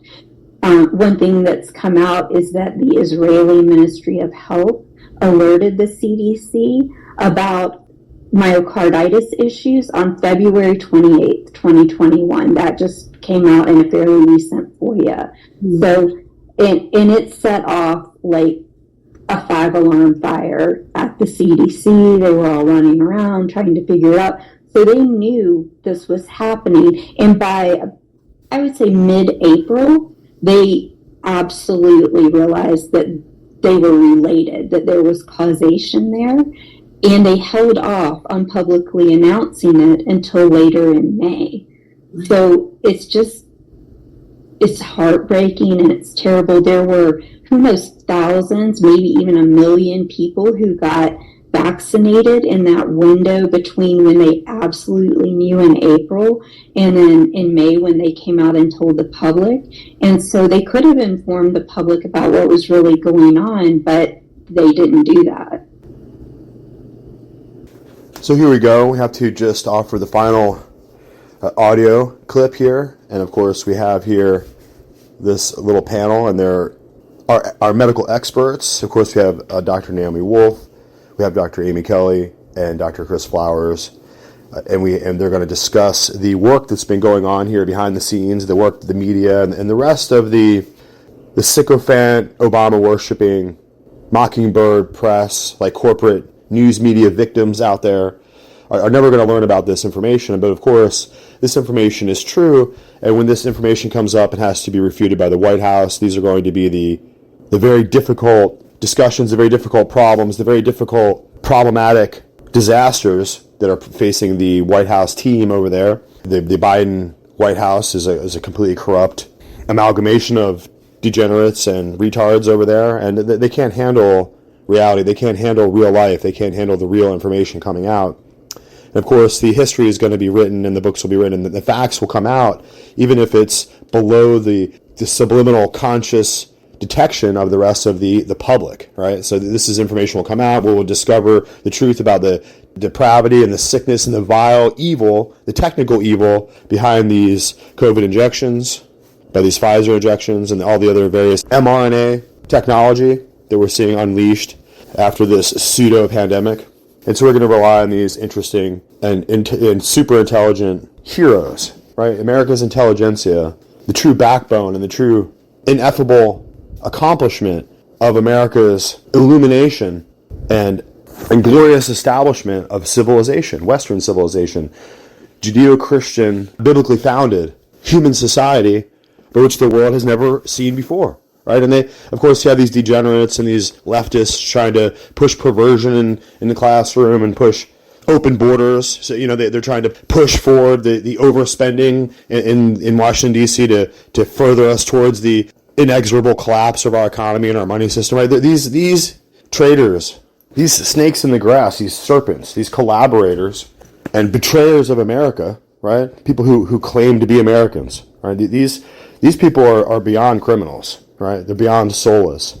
And these individuals are pushing for the total collapse of America, and those are the same individuals in government, in media, in positions to help save America and to help verify the truth of this word coming out from individuals like here over like a Daily Clout. And of course, they will not do it. So this is the relentless warfare against the annihilation and the despotism of all this deception and lies. And with just a few of these powerful intellectual warriors here, these academic champions who are fighting for America's very soul, just a few of these individuals can penetrate the membrane of lies and darkness, and we can advance forward, marshaling all our strength to establish the truth. And that's what's ultimately going to happen. It'll happen historically. It'll happen after the books are written. It'll happen after all these other individuals are swept away who are maintaining the shroud of deception and lies. So we have to be proud of these individuals like Amy Kelly here, who just doesn't really get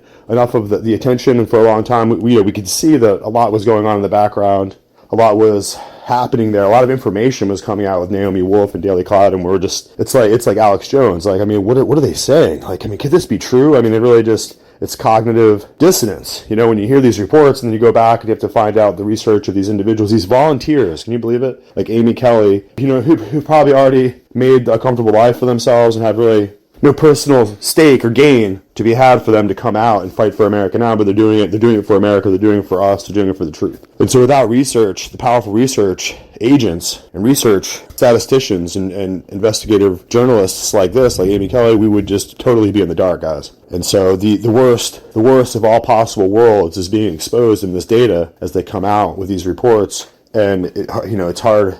All the other cowards are going to put their heads into a hole like an ostrich and try to hide, but the rest of us have to take responsibility and take accountability for this. So let's listen to this final and absolutely interesting and fascinating discussion. And it's amazing how clinical and how with like a doctor's bedside manner and with the technical professional performance of high level, highly accomplished medical scientists here, and they still handle this really devastating and really horrifying atrocity is what it is. What they're revealing about Pfizer is just horrifying atrocities and crimes. And of course, they're doing this with such skill and such dignity that we have to just be amazed at the like we said, at the prowess and the capability and the sheer excellence with which they execute this mission of revealing the truth. Here's just a quick reminder, guys, of our sponsor, WendysLimited.com. WendysLimited.com has all the hottest new styles, all the most incredible boutique fashion designers available to you. And of course, we're all American, and we're all about making America great again at WendysLimited.com, guys. WendysLimited.com.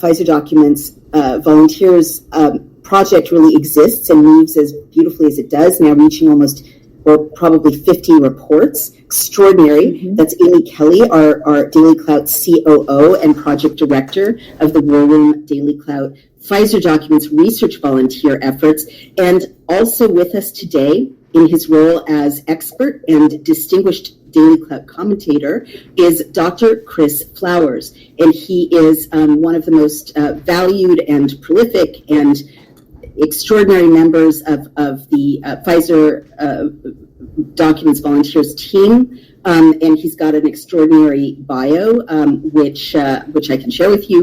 And he's a professor of pathology. Radiology. That's what happens when Naomi doesn't have the bio right in front of me. And author of many peer-reviewed papers. And he is, just to remind you all, he is the expert who made the groundbreaking and globally covered story, broke the story in spring of this past year, that Pfizer knew, and thus the FDA knew, 4 months before they announced it, the government announced it to America's parents, the world's parents, that 35 minors or young adults had their hearts damaged and had myocarditis or pericarditis or other forms of heart damage within a week after injection from the mRNA vaccine. So he's broken many important stories. Since then, we're really honored to have him. And I'll just launch right in. This is live streamed, so everybody, send us comments, questions. But there's a bombshell newest report, December 26th, 2022, by War Room Daily Clout Pfizer Documents Analysis Project Post-Marketing Team. And the bottom line, the headline is, another instance of mass murder. I'm just going to put it that way. They don't have to. They're scientists. They're doctors. I'm a journalist. looks like mass murder to me, that was concealed in these documents. Report 50, so another milestone report. 20% of post-injection strokes were fatal in the 90 days following the Pfizer COVID mRNA vaccine rollout. 1 in 5 of the people who got injected with the Pfizer mRNA vaccine who had a stroke-like event died of it. And over to you, Dr. Flowers, Amy Kelly. Is that a correct summary of what's in this report? Yes, if anything, it's an underestimate. But the key is, it's back to the same old, this was safe and effective. That they were pushing at that time, as you know, endlessly on TV, all the pundits, all the bigwigs, they were all telling us we had to get the vaccine and it was perfectly safe. But it's getting more and more clear as we spend time going through the documents that the safety aspects of any vaccine trial were basically ignored. And I've even found out even more disturbing things coming out of the European Medicines Agency, in that they don't even require the safety testing. They don't even require the distribution and excretion of a vaccine to be covered, to be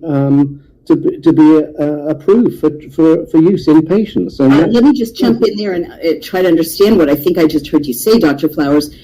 You're saying that the 1 in 5 people who sustained a stroke event dying is an understatement, and we'll get to the details of that. And I'm just quoting from the piece. Within the stroke data set, there were 275 patients with 300 different events reported. This is within 3 months of the mRNA injection, the Pfizer injection, and 20% of the stroke events were fatal. And this is only a 90-day period starting on December 1st, 2020, which is when the UK publicly rolled out the experimental vaccine product.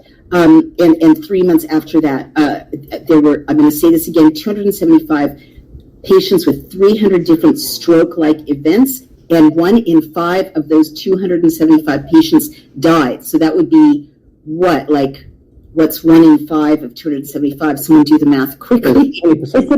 It's about 22%. Yes. Right, but how many people is that? How many people died? 61 known patients died. Unbelievable. Unknown and reported. In 3 months. In 3 months. In 3 months. But the problem is that there's a huge number of patients who had the stroke, whose resolution or outcome is not known and not reported, even though they're supposed to follow this up for 2 years, and we can't find the data on these patients. What was their final outcome? I mean, by statistical analysis, there's bound to be more people that have actually died, which will inflate that number. So it could be more than 61 out of 275 people who had stroke-like events. And then the other thing you said, Dr. Flowers, a few beats ago, is that you were shocked to find that the European Medical Agency, is that the name of the agency? Yes. Which is the equivalent of our FDA, is that correct? Mm-hmm. It's supposed to make sure that the medicines and medications and drugs are safe for all the people of Europe, that they're not even checking safety for all medications or for these vaccines? That is correct. It's for vaccines, they don't have to do the biodistribution that, for example, Pfizer did in those rats, the original Winstar rat study. If you remember, when we found that it didn't stay in the deltoid, but within 2 hours was in the liver, ovaries, testes, etc., that helped us realize this platform that we were looking at and reporting on the side effects and the adverse events was far more widespread than you would anticipate. But if Europe had had its way, they had done it. They wouldn't have even needed to do the pharmacokinetic study, because it's not. What does pharmacokinetic mean?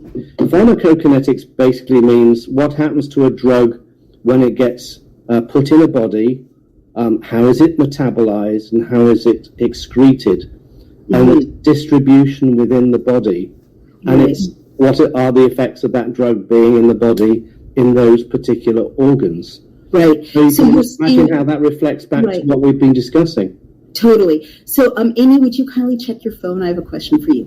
And and Dr. Flowers, so this is stunning. You're saying that this agency, which is for all the millions of people of all of the countries of Europe, France, Italy, Germany, Spain, all those countries, they trust and believe that there are these basic tests being done of these vaccines before they are put in the bodies of European men, women, and children, and you found that they are not being done. What's your source for that? I only have this as a secondary source. It's from another researcher who's actually based in Australia, Dr. Jeff Payne, PhD. He's very good. Yeah, he's very good and reliable. I have great respect for the work that he's been doing. Mm-hmm. But I've also, I've been sort of notifying some of the European members of Parliament, like Rob Roos, for example, the Dutch MEP, who brought up this thing about transmission and grilling Pfizer in the European Parliament. Yes. So I've sort of raised that as something that they really need to look at. Right. Because I mean, okay, for drugs, people accept that, but why should vaccines? Well, no, they accept that you should have safety tests, but I think the approach to vaccines has been so different because there's never any serious side effects. I mean, it's just conspiracy theories. Right. But now we've got Pfizer in their own data actually showing us this evidence in the first 90 days. Right. That in itself, the post-marketing experience report was 5.3.6. Right. It's providing us, really, as investigators, with an endless stream of all sorts of information that is just gobsmacking. That's shocking. Well, so let me just assure our audience, who always like primary sources, that we're going to reach out to Dr. Payne and get his source for his conclusion that Europe is not being properly protected by their version of the FDA, and we'll post that on Daily Clout, and maybe even do a follow-up interview with Dr. Payne if he's willing, because that is big news. And let me go back then to the big news in this stroke piece. So what you're saying, Dr. Flowers and Amy Kelly, by all means jump in, is that the source of these, 1 in 5 people dying of the group that had stroke-like events is a document within the Pfizer documents, which I just want to remind everyone, I always do, but, no such thing as too much repetition, that these are 55,000 documents, meaning many thousands more, because each document can have hundreds or thousands of pages in it, that these experts that Dr. Flowers is helping to lead, that Amy Kelly is helping to lead, have gone through, and these are documents that were released under court order via a lawsuit by Aaron Siri and his legal firm, and the FDA sought to have them hidden for 75 years. And I think, Dr. Flowers, that this bombshell about 61 people out of 275 who had stroke-like events 3 months after the actual rollout, is one of the things they were certainly hoping no one would ever stumble upon. So let me go back to, sorry. I would like to jump in just for a second on this too. Another very noteworthy aspect of this report, in my opinion, is that when you're looking at adverse events in the Pfizer documents, there are non-serious ones and there are serious ones. And in the case of these stroke adverse events that happened in the first 90 days after the rollout, all of them were marked as serious. Wow. So, yeah, that's an important aspect of it as well. Wow. So just think, Naomi, when someone has a stroke, it's not just whether they die or not. Remember what happens to most people who've had strokes. It depends on which side of the brain it affects, whether they lose their language and are unable to speak, or whether they have paralysis. It is a serious thing, even if they do not die. Exactly. So the 210 plus people who didn't die of these 275 people in the adverse events group related to strokes in one country in 3 months after the rollout, they could be paralyzed, they could have lost the power of speech, they could be in a vegetative state. And you also are saying, Dr. Flowers, that a lot of the follow-up or the knowledge of what happened to them is missing. And is it missing in an unusual way? Like, would a real scientific follow-up, not lose what happened to 210 of the subjects? And I just want to know, we've seen this before with the pregnancy part of the Pfizer documents where a majority of the records were lost. So, Dr. Flowers, what would you say to that question? We find it in everything we've been looking at, every different problem with the body systems. But it was in the Pfizer protocol that they were supposed to record the outcomes of these adverse events for up to 2 years later. Right. And we're looking through the documents. There is no follow-up that we have been given. Now, maybe it's available, but it's hidden to us still. Right. Maybe a further FOIA may be necessary to get that data, but we keep running up against this brick wall where we see these patients who've got serious adverse events, and we really want to know, well, what was the outcome? Did they survive? It's the same with myocarditis and things like that there is a lot of missing data which doesn't help us in our analysis. So let me, So let me kind of restate in lay terms what you've said, and I recognize it from other reports. Basically, this is yet another example of something that you all have found time and time again, that Pfizer didn't follow its own rules, right? Protocols are stated parameters and requirements of a study. Is that correct? That's what a protocol is in this context? Correct. And it's the FDA are supposed to be making sure that the trial is performed according to the protocols. Understood. And so this is yet another example of Pfizer not doing what it said it would do, and the FDA not performing its regulatory function. Would you say, Dr. Flowers, that making sure a trial is conducted according to trial protocols is a core regulatory function of the agency that is the FDA? I believe so, and that's how they used to do it.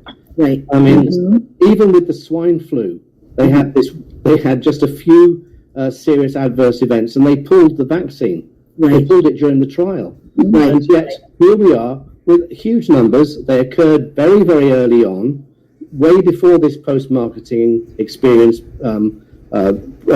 document was being produced. Right. They knew even at the interim analysis stage of the trial before the EUA that there were serious adverse events. But because the Pfizer doctors had turned around every single time and say, oh, well, these are no serious safety signal has been identified in these reports. There's absolutely 61 dead people in one country from one adverse event subgroup, and they're saying no danger here, and the FDA is rubber stamping it basically. Whereas in the past, like with this swine flu, they said, hold on a minute, 61 people have died in one country. We're going to stop everything. You're not following the protocols. This is not okay. So that didn't happen. A lot of people died. So I'm remiss in not having said this right at the outset. I want to read you Dr. Flowers' bio because this is a highly credentialed, highly distinguished person. One reason the Pfizer documents research volunteers are such a formidable intellectual fighting force is that they are so highly credentialed. They can't be dismissed as, wacky commentators or people engaged in conspiracy theory thinking. Dr. Chris Flowers is Associate Professor of Radiology, retired from the University of South Florida, previously Associate Professor of Radiology and Biomedical Imaging at UCSF, a very distinguished university as well, retired academic cancer radiologist, author, and scientific paper reviewer for multiple radiology journals. So he doesn't just write peer-reviewed papers, he is a peer reviewer. He is the one who looks at other scholars, other academics, other scientists' work, and assesses whether it is good enough for an academic publication. So I just want you all to know that this man who is raising this alarm, is a gatekeeper in his clinical specialty. So let's go on to what the post-marketing document is. This kind of blew my mind when I understood it to mean post-marketing means after the ads after the propaganda campaigns, after the influencers, after everyone is told it's safe and effective, and they line up, roll up their sleeves, get injected. That's what this document assesses, right? That's what post-marketing means. What happened then? Is that not correct? Yes, indeed. Mm-hmm. Isn't that backwards? Shouldn't all this testing have happened before marketing? Am I an idiot? What am I missing? You're missing the fact that the phase 1 studies, which are basically the very first clinical trial, is supposed to show that the drug that is being presented for phase 2 and phase 3 trials, the later clinical trials, which look at both the dosage and then basically, does it protect you or does it cure a disease? The first phase of a clinical trial is a safety phase. Okay. You want to know that it is safe. Right. And did they not do that, or did they do it in the marketing? This was extremely truncated. I mean, it was a minimal thing. Normally this takes years because and every time you look at things like this, you've got to wait several years to make sure nothing has happened since someone has received this experimental intervention in their lives. It can be all sorts of things, and some of these things don't, as you know, like cancers, may not occur for months or years later. So how related to that? Sorry. So how truncated were the phase 1 trials that on the basis of which this injection was called safe and effective? It was months, right? Basically, it's 6 months maximum, right, instead of years. Right, but even then, we're not really sure that the actual safety trials were basically performed according to what we would normally expect. Right. With this the Winstar rats, and that was virtually it. Right. Well, may I jump in for a moment, Naomi? Too, the other thing I find shocking about the post-marketing document is that it is at 3 months following the rollout, and it was first rolled out in the UK. It ended up collecting data from a lot of countries, but that is where it started. Right. Is that in the appendix there, I believe it was 1,290 adverse events of special interest were listed in the appendix of this document, and yet over and over again, as Dr. Flowers has pointed out, Pfizer's conclusion was there's no safety signal. That's alarming. Unbelievable. And so in lay terms, what are the kinds of injuries, stroke category type problems that you guys found in the 5.3.6 cumulative analysis of post-authorization adverse events reports? Well, they basically, you've got two different types of stroke. You've got something called a hemorrhagic stroke, where basically you bleed into the brain. You've got one which is caused by a clot in one of the major blood vessels, like the carotid artery, which is in your neck. And that is treated by anticoagulants, which is why before anyone gets anticoagulants for a stroke, they have to have a brain scan, a CT or MRI, to make sure it's not a hemorrhagic stroke, because otherwise you would kill someone by treating them. Right. So there are two different types of stroke, and the distribution is similar to what you'd see in the normal population in a course of a few years. That is normal. But there are two other different types of illness that are very, very severe that are related to this, which have been included in the stroke category, which are the central venous thrombosis and the venous sinus thrombosis. They're sort of related, but they're different parts of the base of the brain. But basically, when you get a clot there, it affects a whole load of things, including things inside the brain. Basically, the blood can't leave the brain properly. And the cavernous sinus, for example, it encompasses a large number of very major vessels and cranial nerves. Those are the things that affect, your face and things like that. So may be a reason, for example, for some of the Bell's palsy that people get, things like that. Oh, no. Wow. They are serious. They're serious events. Right. And they often have serious outcomes. So my understanding was also that those ones you just talked about are extremely rare as well. Is that correct? Well, the way it's described in medical literature is they're very rare. Now, when it says very rare, it does mean very rare. I can't give you an actual number, but absolute data is not relevant. I think the real message is that they occurred within 1 to 41 days after the vaccine. 50% of these serious adverse events occurred within 48 hours of the vaccine being given. Could you say that again, Dr. Flowers? 50% of the serious adverse events that we would classify as stroke or neurological like that occurred in the first 48 hours after vaccination. Oh my God. So, that's not something else. This is vaccine related, period. Right. Their study allowed for up between 1 and 41 days post-vaccine, and they would accept that as being vaccine related. But, there's not much doubt that it's a pretty immediate effect. Right. For half of people. For half of these 275 people. The stroke, I'm just going to read this. The stroke category comprises the diagnoses of strokes attributed to either obstruction of blood flow through arteries to areas of the brain or due to bleeding around or into the brain. In this adverse event category, Pfizer included syndromes of diffuse venous clotting in and around the brain. You were just describing that, Dr. Flowers, and clotting in the venous pools within the skull. You were describing that as well. Arterial obstruction blocks oxygen-rich blood delivery, whereas the venous thrombosis prevents drainage of blood from within the head.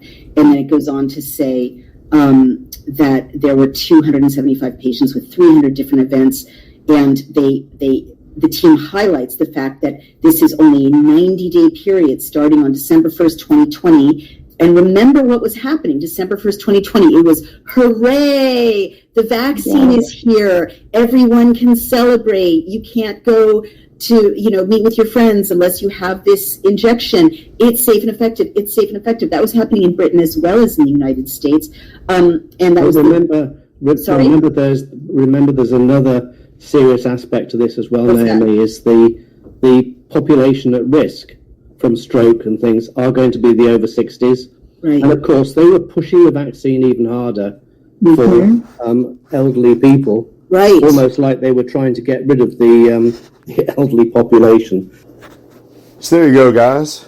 You have to go back and do this research. You have to go back and check on the show notes here and look into the full report here so you can get all this information was just excerpts of all the work that they've been doing and compiling. And, we'll have to go through and read some more, like we were saying. But like we were saying, guys, this is a level of expertise and specialization that none of us here listening to the show are going to be able to understand. All right, we're totally in the hands of these plutocratic scientific elites, the credential classes like Fauci, and we don't have people who have integrity and honor and a human soul in their body who can decipher and who have the same level of expertise and technical, professional, genius skill level, right?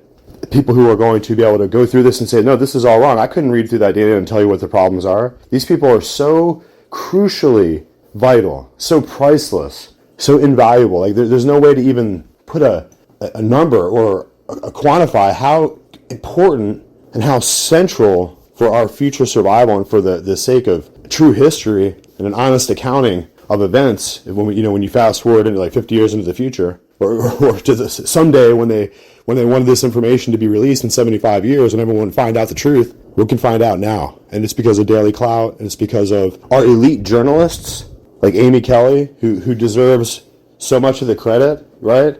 Who we get to hear from, who's working in the background the hardest and producing so many results with these teams in the background, and who we get to hear from the least. So here's our homage that we pay. We all must pay. This is our tribute, and we will not forget. We will remember to go back and check this research and make sure that we thank God that we have women of this caliber in this generation, people of integrity, intellectual heavyweights, specialized medical researchers who are not on the side of the New World Order, who are on the side of team humanity, on the side of the human soul. And these individuals are acting with such a high caliber of professional skill and also such a high degree, a miraculously high degree of personal courage, honor, integrity, and profound bravery to take this fight into the avalanche of lies and depopulation propaganda. Right? And these individuals here have taken it upon themselves to reach out to us for our support because they have put everything on the line. Everything. So let us not quake and be cowardly, but let's be strong and mighty and powerful and meet this wonderful and exceptional conquest with the prowess and the vitality and the energy with which our elite journalists are profound women leading America's intelligentsia. And this is another perfect example, a wonderful example, and the best example. And I hope you guys will support us. And of course, we are going to do our best with our shoestring budget to make sure that we're supporting Daily Clout. And of course, if you hit us with anything, I'm sure that will get forwarded to these. You can see listed above all on these shows, all of our causes, all the different campaigns of intellectual warfare, right? Our history wars that we're waging here with you guys, constantly trying to break through the brass gates and the walls of iron that block you and lock you away from the truth. And we hope that and pray and work hard to show that and prove out with many infallible proofs by which we can show you that this old way,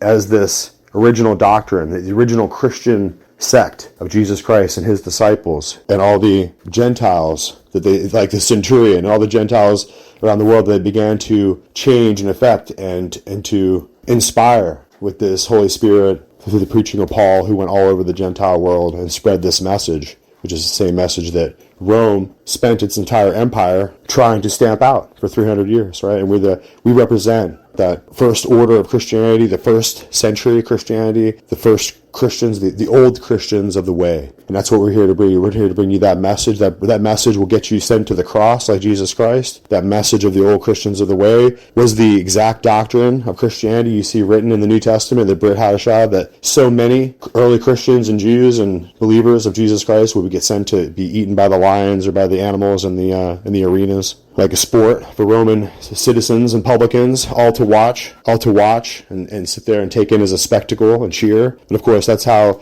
the Christian doctrine was spread so far and wide through the bravery and the wonderful courage of the saints of God of the first century church. And so we have to remind you guys once again to remember and not forget the teachings of the Lord, and to go in there and to begin to unlearn and to disconnect and disassociate your spiritual walk with Christ from these pagan and Roman traditions and customs that are unclean and that are ungodly and are not related to Jesus Christ at all. All right, so once again, thank you for coming back.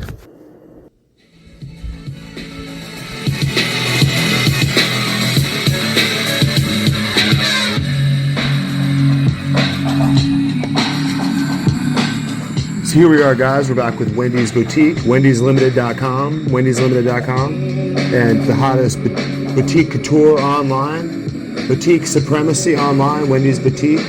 So we got to remind you guys, wendyslimited.com, our great sponsor. Please go and support her and support all the hardworking folks over there that are trying to bring you the best fashion design and designer brand name labels anywhere. So we just have to remind you that wendyslimited.com is where you need to go.